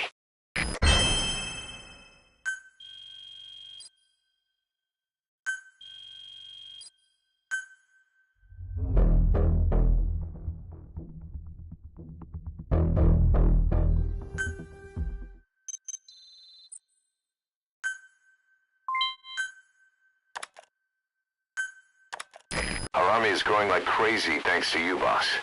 In fact, it's getting downright crowded around here. To bring a greater number of people on board, we'll need to expand our facilities. To that end, I've created a base development unit. It has two roles, material refinement and platform construction. I'll start with the material refinement part. The base development unit procures material resources on a regular basis according to its level. The materials are stored in containers and placed on the deck of Mother Base. Once they're finished being processed, they can finally be put to use. By using these materials to build new platforms, we'll be able to add a greater number of staff to our ranks. We don't need any specific instructions from you to refine the materials, but I want you to be the one to decide how we construct platforms. Once we have sufficient GMP and the required material resources, you can issue construction orders from your iDroid.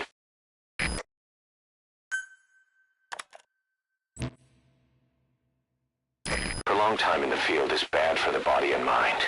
I think it's time you took a break. Do it for me. Come back to Mother Base ASAP.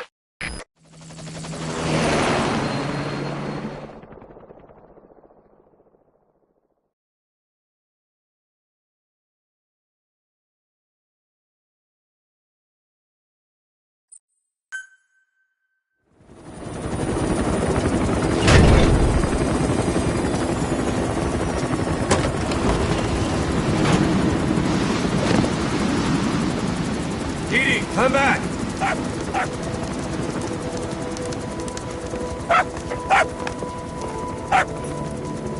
Vince.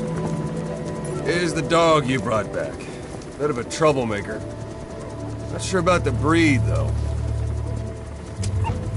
He'll get bigger? Uh-huh. Like this.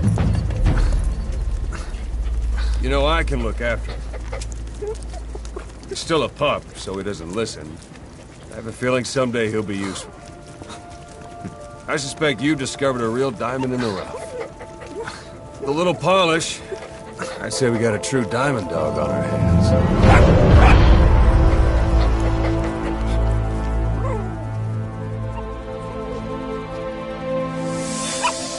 DD, right? Hustling, raising hounds. Fine. Come on, Didi.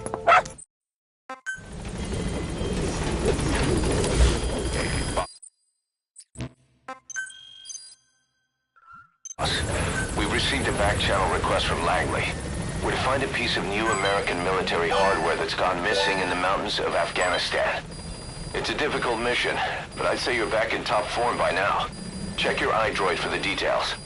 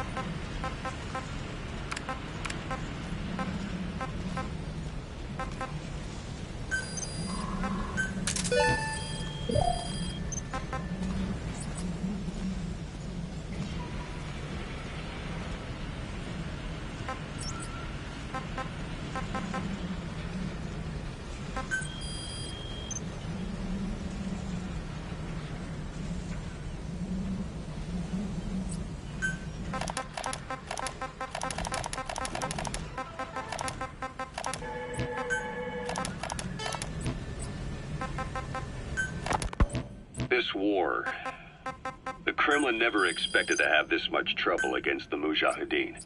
Afghanistan is a tribal society. Tradition demands that its people stand up to any outsiders who set foot on their land.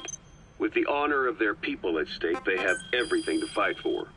No matter how hard the Soviets hit them, they continue to appear out of nowhere, striking back, then vanishing again.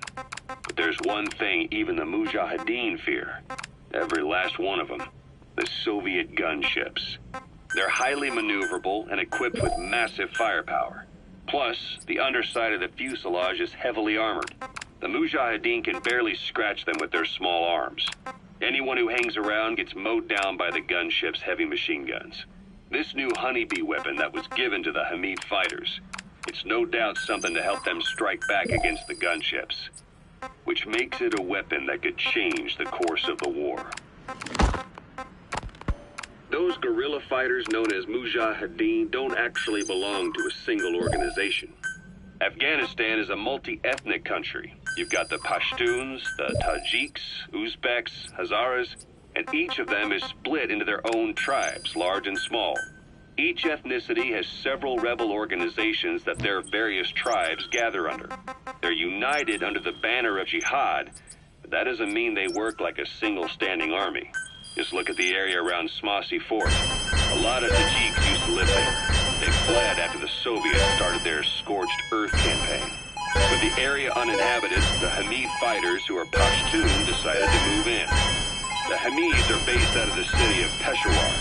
We passed through it on the western edge of Pakistan. The Pashtun people have long lived in Afghanistan and western Pakistan.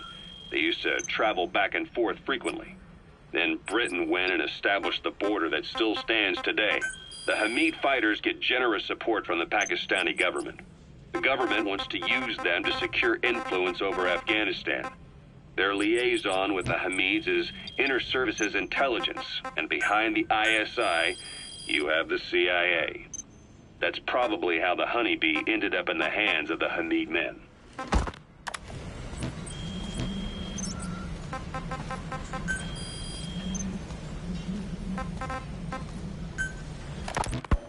Kaz, what about the unit that attacked us in the mist?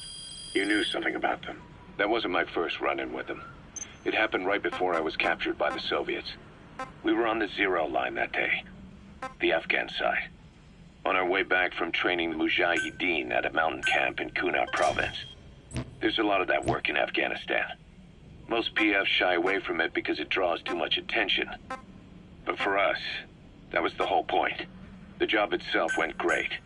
We just had to make it back to a tribal area in Pakistan. But all of a sudden, visibility got real bad. It was no sandstorm. Our point man gave the strange report. He said he could see skulls in the mist. Skulls? The next moment, he went silent. We scrambled into formation, right before his arms and legs came raining down on us. It was always supposed to be a dangerous mission, so I had Diamond Dog's very best with me. We were calling out to each other. But one by one, their voices just went dead. Whatever happened to me, I lost consciousness before I knew it. When I came to, I was in a Soviet camp, tied to an interrogation chair. Could they be some new Spetsnaz unit? No. The ones that interrogated me were just the average rank and file. Whatever group attacked us, the way they moved was just insane. And that mist, appearing out of nowhere. The Soviets don't have tech like that. If they did, Ocelot would have heard about it. I doubt the West does either. Otherwise, the folks at Langley would be sleeping a lot easier. Why'd they come after you? Wish I knew. I'm the only one who survived. Though I don't think they planned it that way. If I was their target, they wouldn't have just handed me over to the 40th Army. Whatever the case, we need to watch our step until we know who they really are. And boss, if you ever do run into them again, don't try to take them on. You just get the hell out of there. When I first started dealing with Zero, with Cypher, it was a somewhat parasitic relationship, though a mutually beneficial one. Cypher had no army of their own, so they wanted us. They wanted our strength. They approached me as a potential business partner. But they had other motives. Cypher coaxed us into Central America, into that U.S.-Soviet proxy war, to fuel Mother Base's growth. Once we were big enough, they'd force us to join them. That was the plan. That's why they had Paz, still Zeke. Right. And if we refused, she would use Zeke to fire a nuke from Mother Base. The world would consider us a liability, and countries would unite to destroy us. We stopped the launch. And yet they still took us down, through that fake inspection they orchestrated to cover up their sabotage. That power Cypher wanted. We don't have it anymore. So why are they still after you? Is it just the fear of leaving you alive? I don't know. Was Zero really... All I know is the man I knew wouldn't want this. What do you mean? We have to consider that it might not be Zero we're dealing with. We know virtually nothing about Cypher anymore. How big they've gotten, what they want, or even who they really are. The new Mother Base started out as a test drilling rig operated by a mineral resources supplier, but their project fell through. The Seychelles government was happy to hand the place over to us. It was just scrap on stilts. So with a few dummy construction companies set up as fronts, we started renovating the half-finished rig. From the outside, it looked like the project was back on rails. Kaz, Welcome home. What? I see what you're doing. Recreating the Mother Base we had 9 years ago. Only this time. That's right. The Mother Base Cypher thought they destroyed will return from the grave to kill them. We'll prove to the world that we were the victors. And if we lose again? They can't fool us the same way twice. Now our enemies are in plain sight. And when our organization gets too big, we split it across companies. Any company that draws attention gets liquidated, and its capital is back-channeled to a new company. Most PFs are small-time operations anyway. And in this business, the minnows go bankrupt all the time. We've never aroused suspicion. Plus, we have Hewick. Hewick? Human Exploitation Company. It's a business specializing in intel gathering. Think of it as a civilian intelligence agency. Kaz, that's... Remember what they were trying to accomplish at the prison facility in Cuba? That gave me the idea. We dispatch moles into conflict zones around the world, and each sets up an intel network on site. Then they stay in place to give us stable points of contact when other nations intervene in the conflicts. Hewick's strength is that it has a cutout at each level. You get your job from one guy, then you hand it off to another. No one has direct access. It's a perfect black box. Hewick members also work their way into the superpowers intelligence agencies to make sure Diamond Dogs gets work. We have those countries by the balls.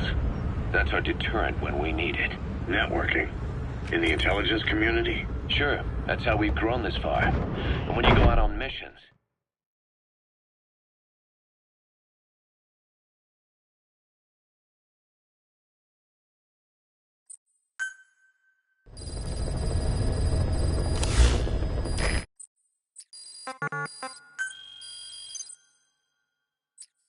Boss, as requested, we've added an analyzer function to your binoculars. Now you can view soldiers or POWs and get a readout on their rank or any special skills they might have. Depending on their skills, they may even be able to develop new types of weapons or items. Try it out the next time you're thinking of folding someone.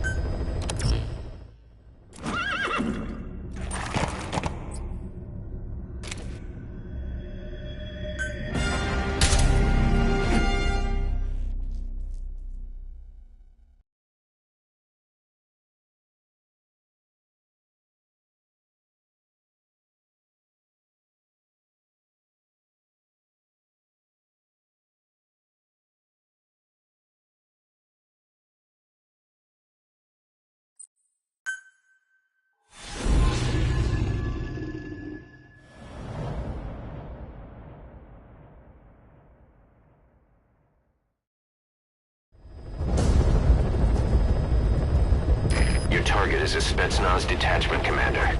Your orders are to take him out. With skills like his, it'd be a shame to waste him. But I'll leave the method up to you. Boss, make your way to Deshago Calais and eliminate the target.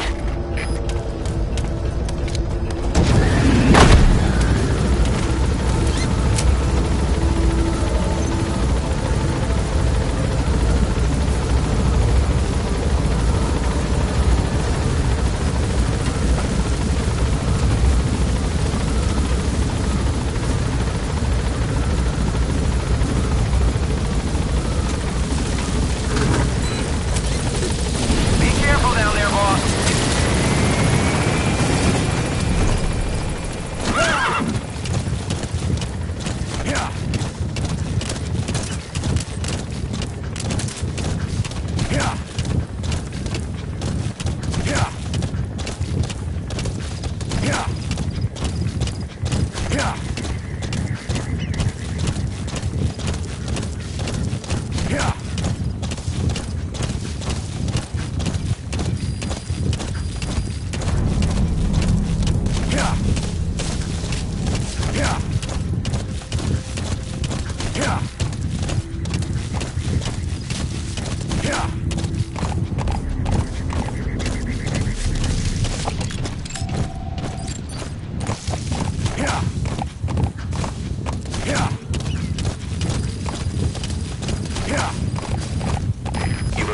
the objective.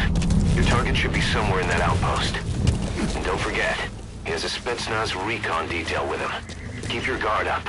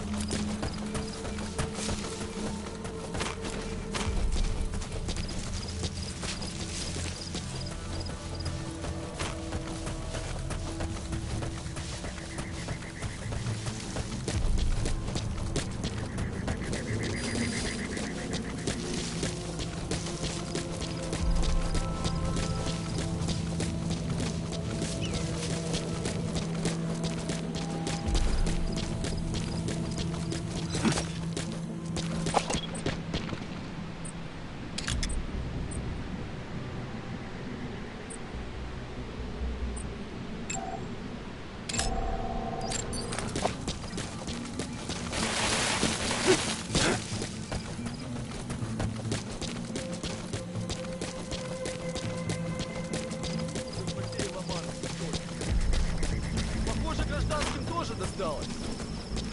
Ходят слухи, что это постарались наши. Так вот, это грязная ложь. Товарищи, приказы не обсуждаются. Мы должны выполнять данные нам задачи. Если сказано «сожги деревню», мы ее сжигаем. Только так мы раздавим душмана. За родину. Но помните, мирных жителей трогать нельзя. Среди них жертвы — это только подает масло в огонь. Если командир прикажет мне убить гражданского,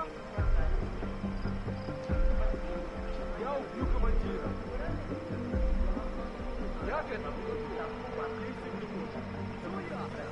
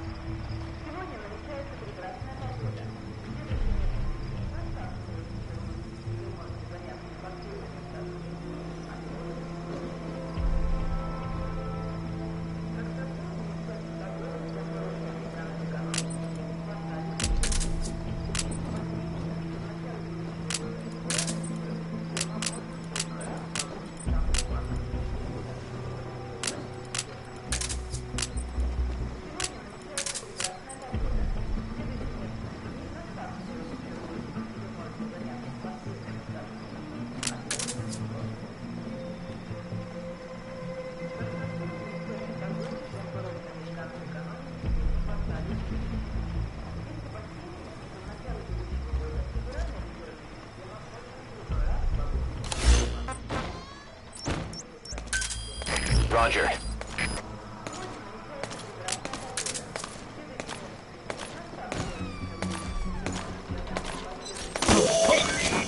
That's the target. Looks like we found him.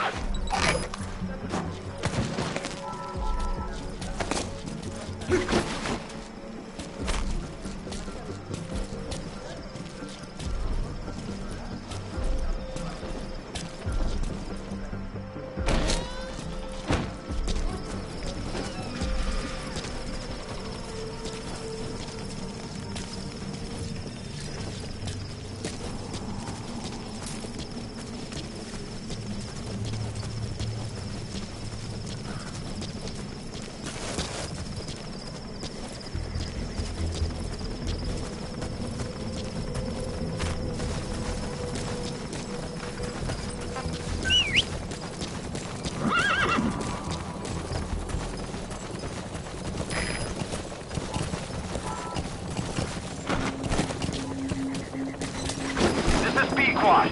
Arriving shortly at LZ. This is Pequod. Have arrived at LZ. Will stand by.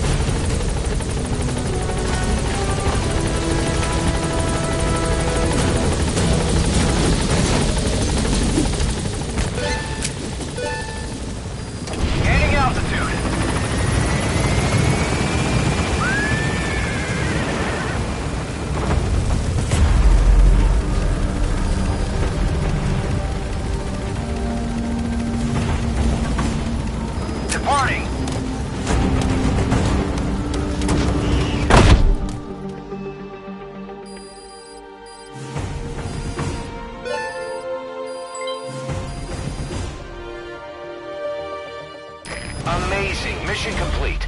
That right there is why you're the best, boss. The one and only.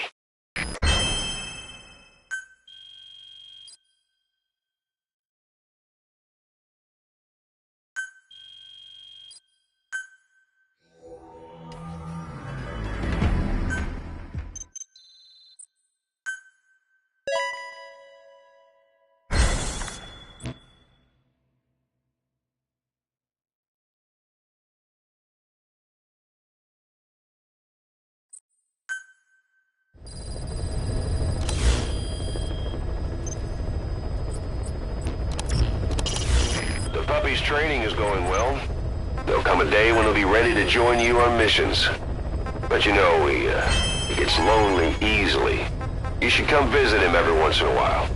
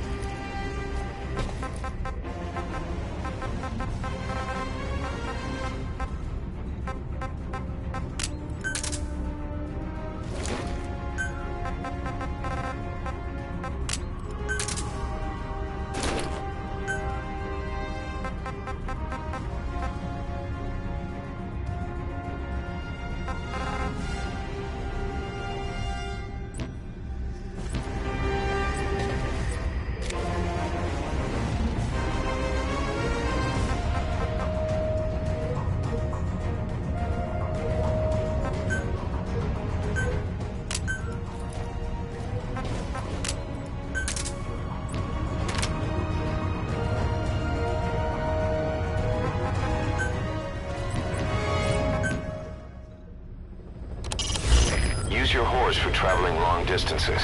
Let us know from your iDroid and we can send him to you.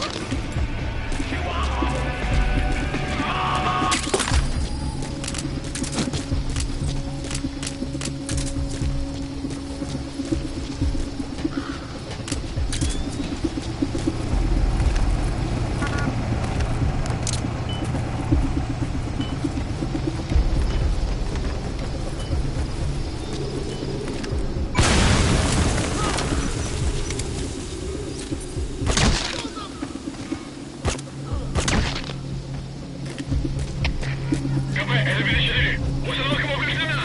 Это атака врага. Прием. Это КП, понял. Немедленно все осмотрите. Конец связи.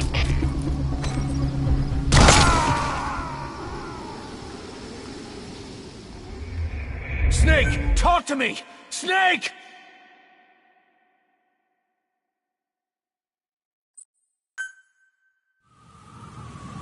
Yeah.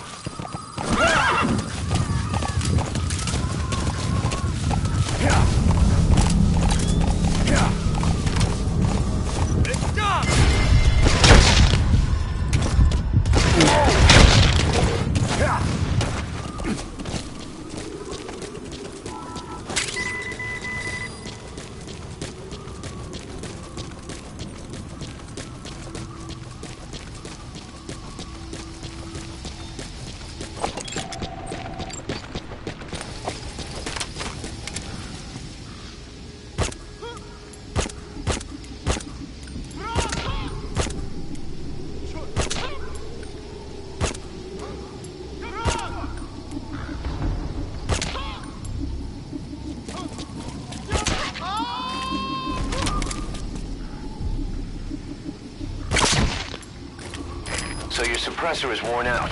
That gun will be as loud as any other now. If you have to shoot, be careful.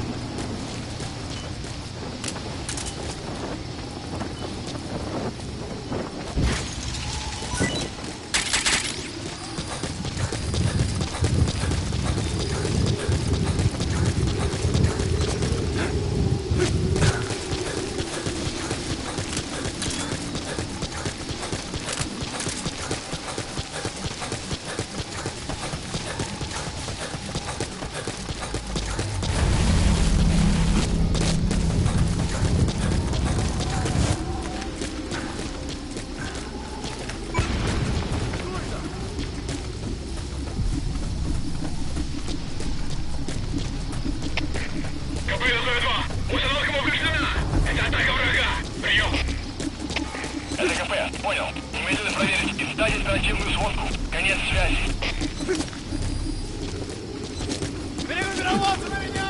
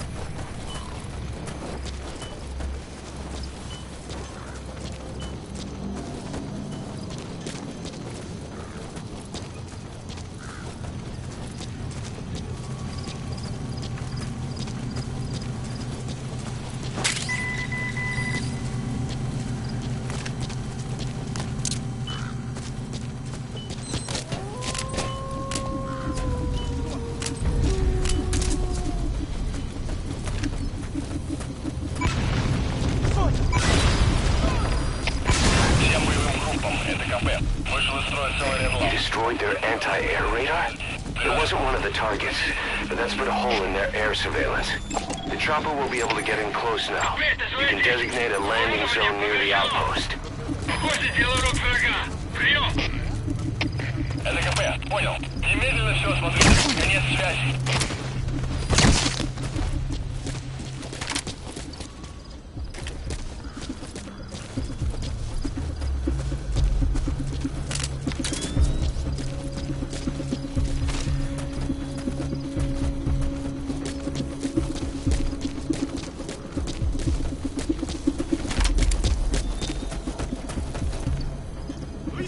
Сектор! Двигайтесь!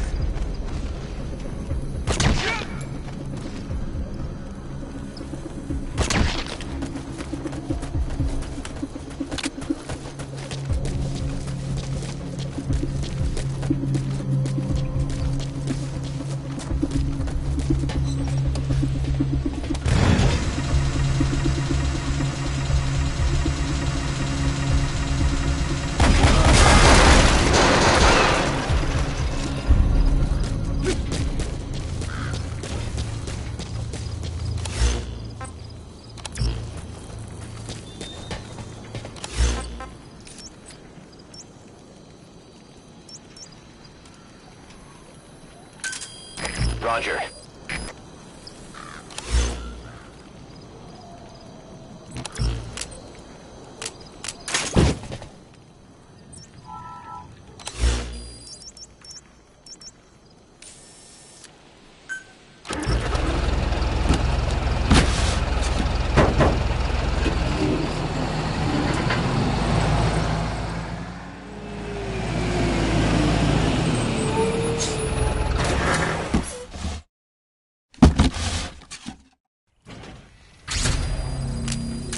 Security forces must know something about the targets. After you grab or hold up an enemy, try interrogating them.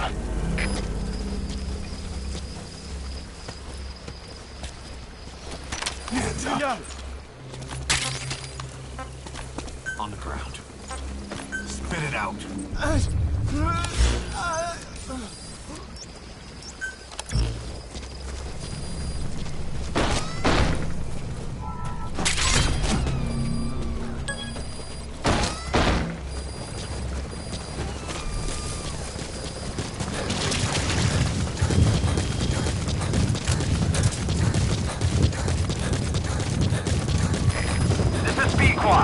Arriving shortly at LZ.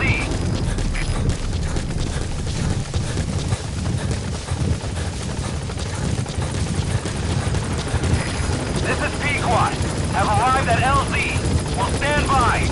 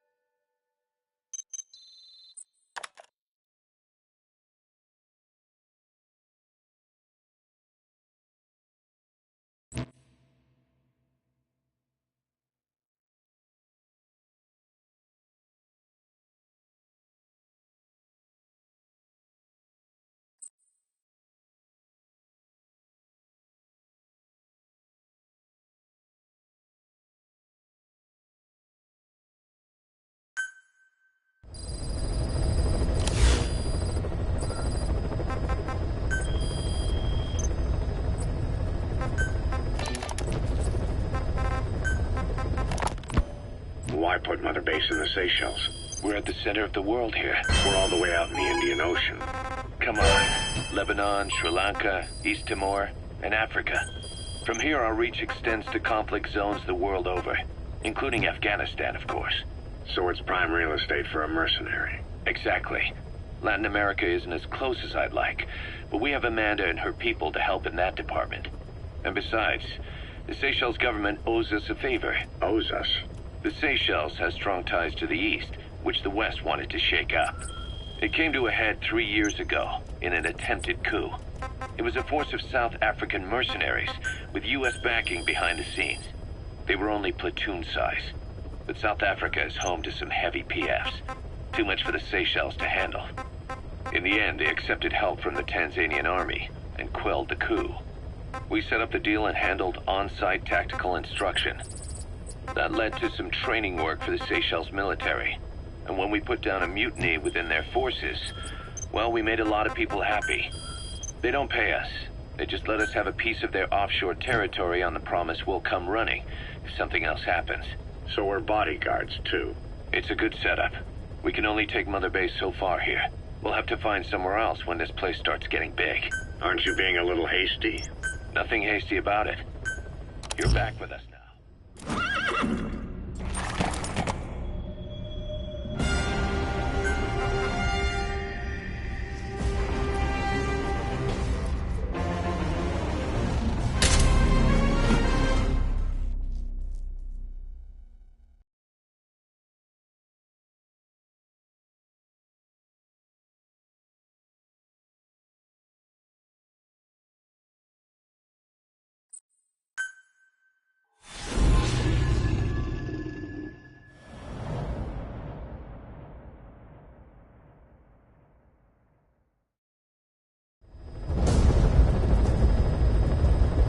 Boss, locate and bring back the U.S. military's new weapon codenamed Honeybee. The CIA put it in the hands of the Hamid group of Mujahideen, but the Hamid fighters were wiped out. The Honeybee must still be hidden at their base, the fort at Dasmasi Laman. Unfortunately, the Soviets are looking for the weapon as well. You have to get to it before they do, and bring it back here. There's a photo of the target on your iDroid. One more thing. Apparently, one of the Hamid fighters survived. He's missing, but if you can find him, he might lead us to the target. Good luck, boss.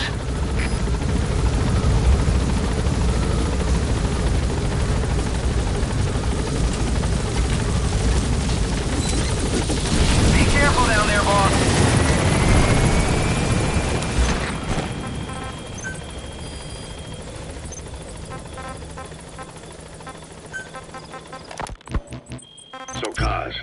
The ship that took us from Cyprus. It used to be a whaler. Yeah, a Japanese vessel. How was the voyage? It was stimulating. Well, she was part of a whaling fleet up until a few years ago. Her displacement isn't anything to write home about, but she can really move. She still had plenty of life left in her, but then the work dried up. Global opposition to whaling has been mounting for years. Is that right? The push to ban it has been gaining traction for a little over a decade. Individual species came under protection as the years went on. And then 2 years ago, the IWC adopted a moratorium on commercial whaling. Several countries, including Japan, fought it to the bitter end. But eventually, most whaling companies had no choice but to throw in the towel. You ever tried whale snake? Can't say that I have. When I was a kid in Japan, practically everybody ate it. That good, huh? The country was poor in those days, and whale was cheap. International opinions changed since then. In any case, that's why we were able to get a bargain price on the ship. Of course, we did end up spending 5 times the purchase price in modifications. We had to really work to fit in all the ESM and communications gear while keeping the whaler look intact. Right now, she's going around conducting SIGINT missions. In the future, we plan to use her as a communications relay. A Soviet relay base. Think there's something in there that could lead us to the Honeybee? Diamond dogs. The word diamond originally comes from the Greek adamas. It means indomitable, unyielding. Other words for the stones often mean eternal bond, fortitude, or purity. The same is true of the Star of Bethlehem flowers you laid on the boss's grave. They represent innocence, as well as chastity, yielding to no man while maintaining one's virtue. In other words, staying loyal to something.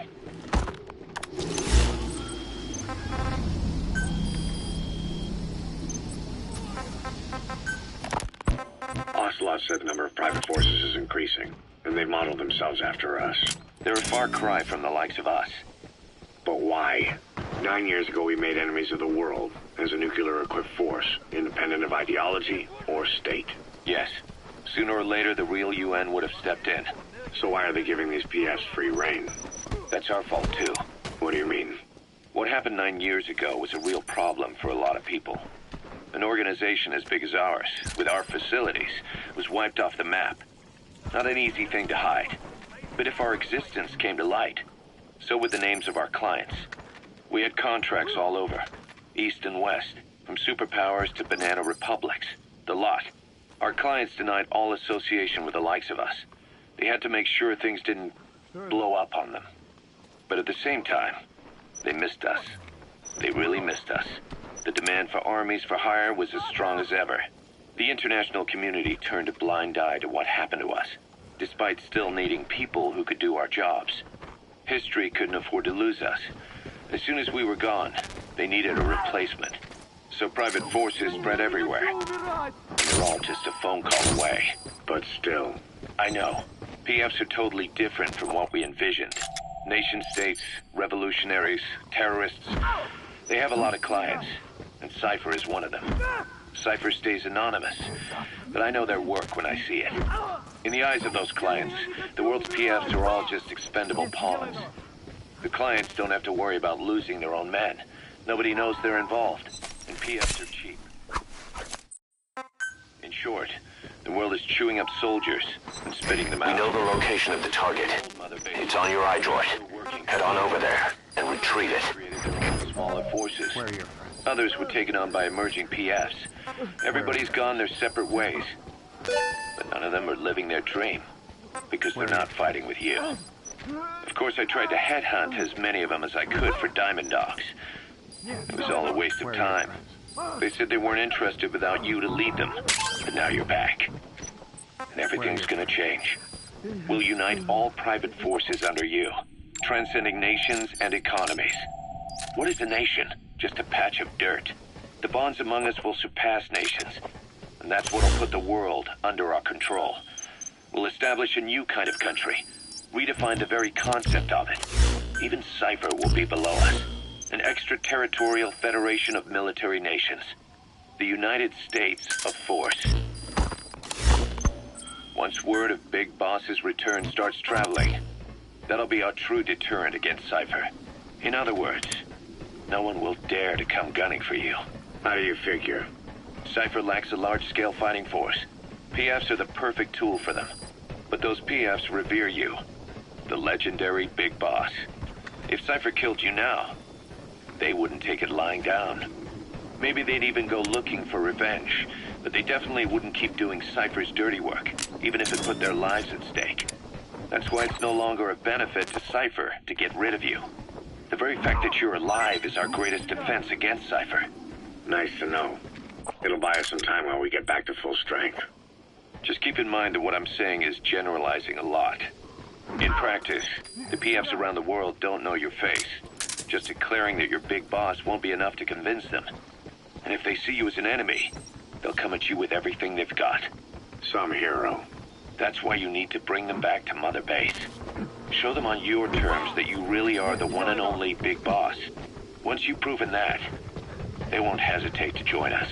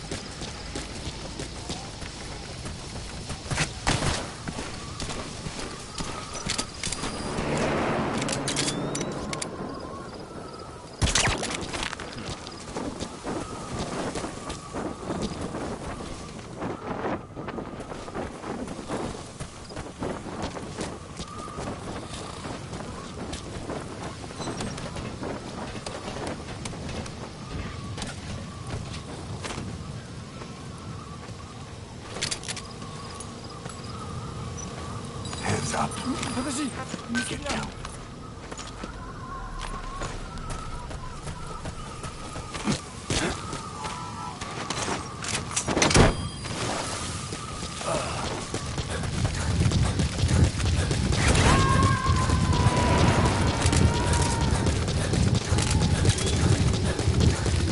You gotta extract him.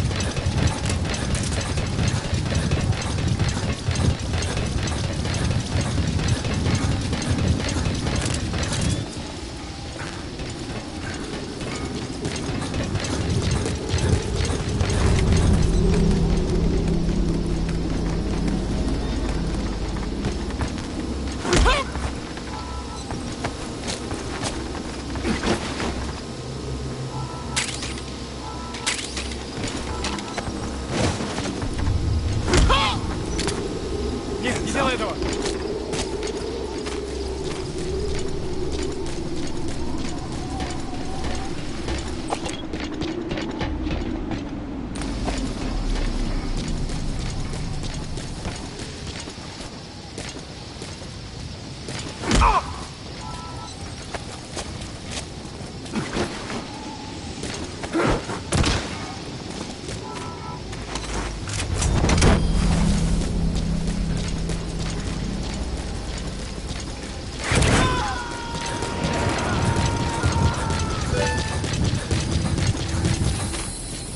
He's coming too. Roger that.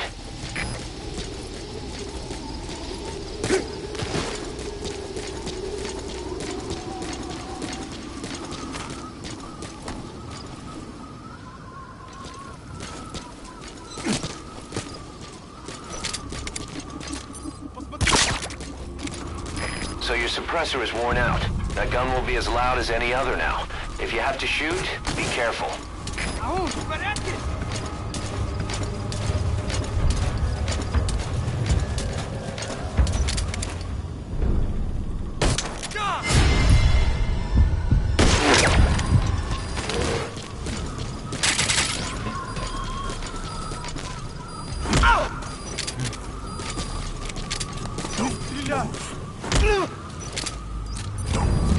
Подожди.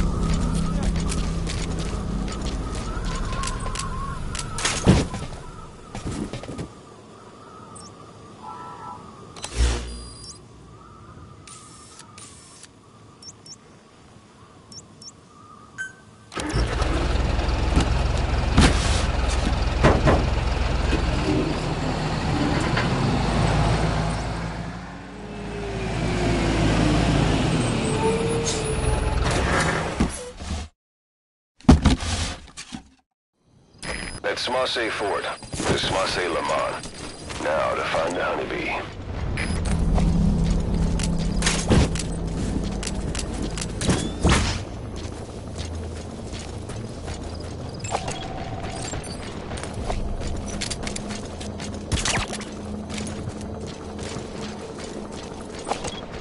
That's an enemy gunship. A single burst from his machine gun can cut a man in half. Tread carefully, boss.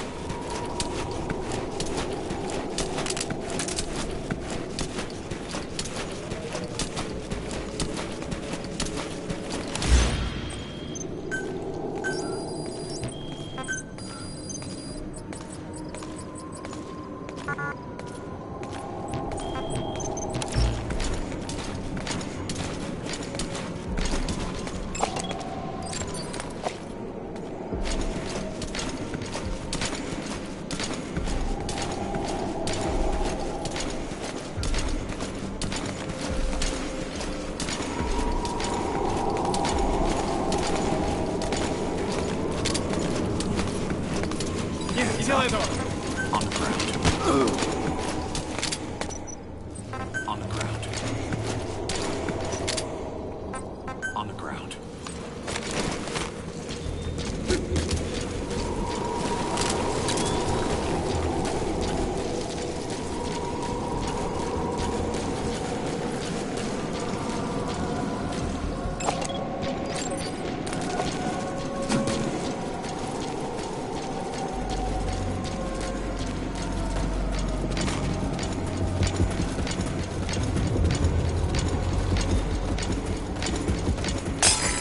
Thought they'd hide it there.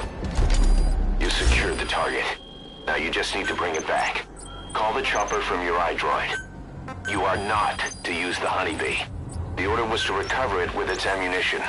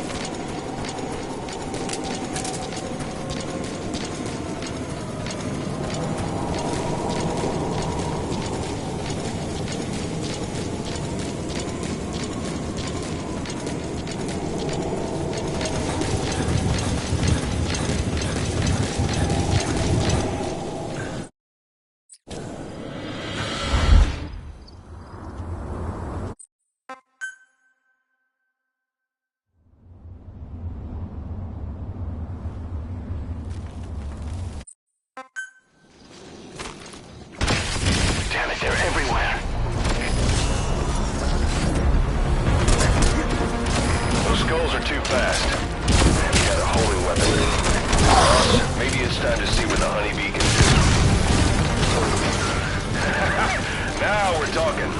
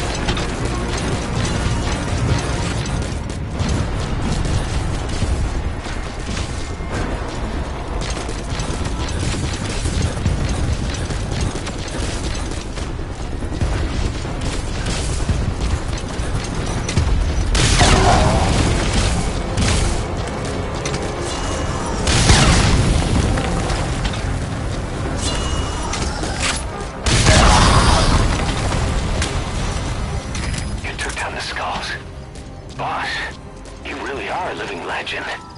Now call the chopper to get out of there. bring the honeybee back to base. Roger.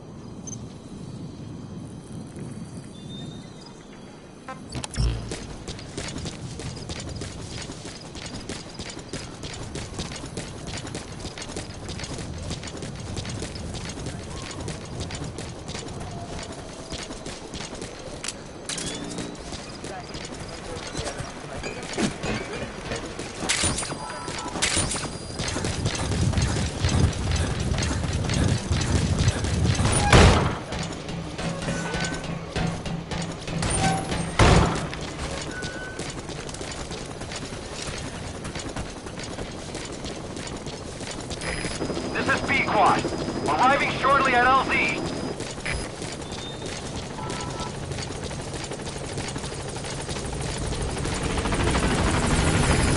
All right, get in. Time to go. At LZ.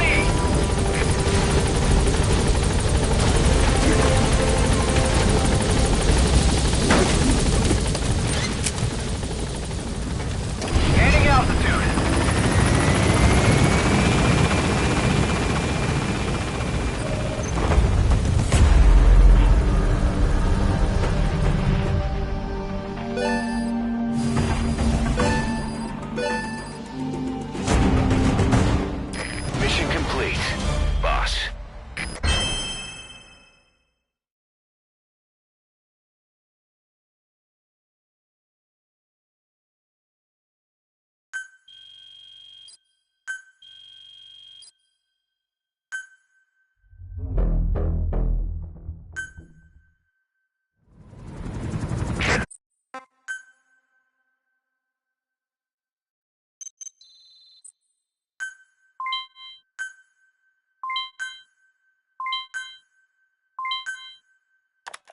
Boss, I'm creating a new intel team to support you in our areas of operation.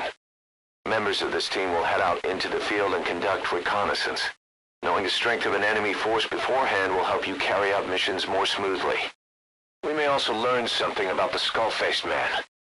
So boss, that brings me to assigning staff to the intel team. There might be guys already assigned to other teams who are more suited to the intel team. Go ahead and reassign them as you see fit.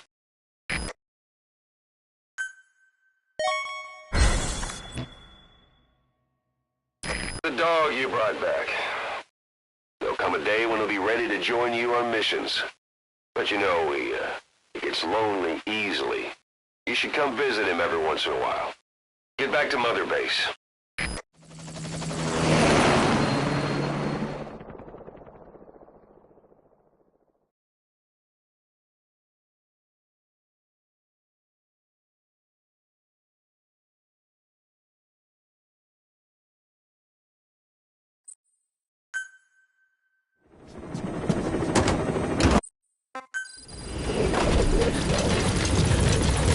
Boss, we've had some new job offers come in. I've selected the ones I'd like you to handle and added them to the list. Take a look on your iDroid. The more missions you complete, the more we can expand Mother Base.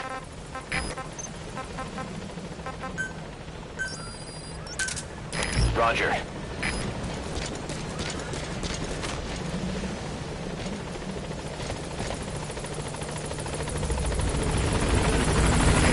This is Pequod, on station at LZ.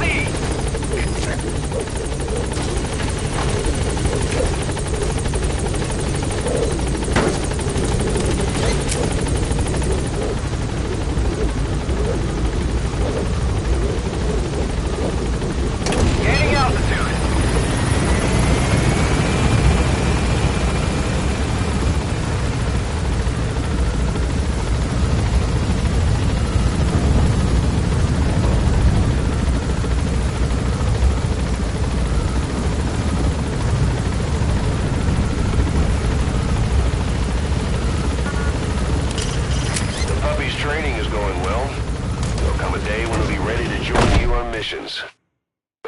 we,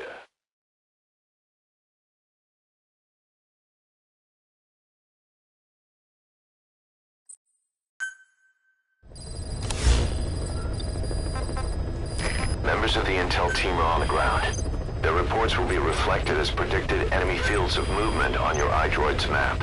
The higher the team's level, the more accurate and frequent their reports will become. Be sure to take advantage of them. I had the R&D team analyze the honeybee. We were lucky to get our hands on Diamond Dog's intel teams. Snake, do you remember Amanda? Yeah, I do. Their revolution was a success. Somoza resigned, and Nicaragua has a new government. Amanda's really working hard for her country to be reborn. Good for them. She says she wishes Chico could be there. That revolution was the dream. For Amanda, for Chico, and their father. That chopper was no place for Chico to die. I'd like to at least think history will remember his part in the revolution. When you pick up a gun, there's always a chance you'll die for nothing. He knew that as well as the rest. Now that he's gone, it's up to the rest of us to decide what it was all worth. If we don't, there's nothing to prove that Chico ever lived at all. We're his mark on the world. Amanda told us that Strangelove contacted her after the revolutionaries came to power in Nicaragua. Strangelove, the AI researcher from Mother Base? I remember her. We'd lost touch with her, till Amanda heard from her out of the blue. She told Amanda she wanted to salvage Peace Walker's drive parts, or something from the bottom of Lake Nicaragua. Amanda passed the request on to her friends in the new administration. She's a national hero now, after all. So Strangelove got a Soviet military aircraft to transport something to somewhere. But apparently the cargo wasn't big enough to have been Peace Walker itself. So what was it? Who knows? We recovered Peace Walker's nuclear warhead ourselves 9 years ago. What could Strangelove have been after? Amanda said she didn't mention what her reason was or where she was headed. Nicaragua is a socialist state now. And with Amanda vouching for her, the government didn't feel the need to concern itself with the details. All Strangelove told Amanda was that she was going to continue her research, and that the rest was a secret. Right before the attack, Huey was in the control tower to prepare for the inspectors. He was with them when it all went down. The control tower collapsed with the rest of its strut. His body was never recovered. But he was the one who met the inspection party when they arrived. And he was the one who showed the nuclear inspectors to the tower. You remember the way it went. First he recommends we agree to the inspection. Then he gives them the okay without our permission. All the time acting as if he was doing us a favor. On top of that, he even had the guards disarmed that day. It would send the wrong message, he said. Whatever the angle, it all leads back to Huey. I curse my own stupidity for not realizing sooner. Huey escaped with that unit by chopper. I've been hunting him for 9 long years. The other reason I was operating around Afghanistan was to dig up his location. Huey's in Afghanistan? Yes, and I have a good idea where. Now we just wait for the right moment. This time, we'll be the ones using him. He's going to tell us who our guests really were that used a fake nuclear inspection to blast our home into the ocean.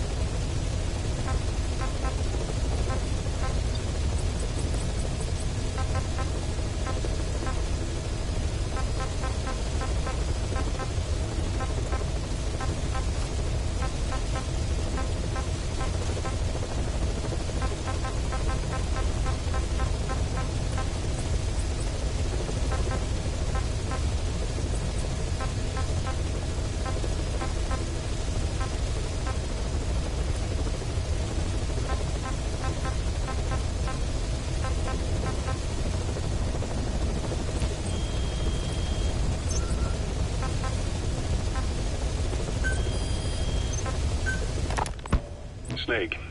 I wanted to ask you about the man on fire. What do you remember from the hospital? Anything we can use? Well, he took off the moment the sprinklers started up. Sprinklers? The fire system? And when he got sprayed with water from the burst pipe, it slowed him down. When we escaped on horseback, he wouldn't cross the river either. And then it started to rain. And he disappeared. Water against fire. Is it that simple? I mean, it makes sense. It's just hard to believe it would work on a guy like that.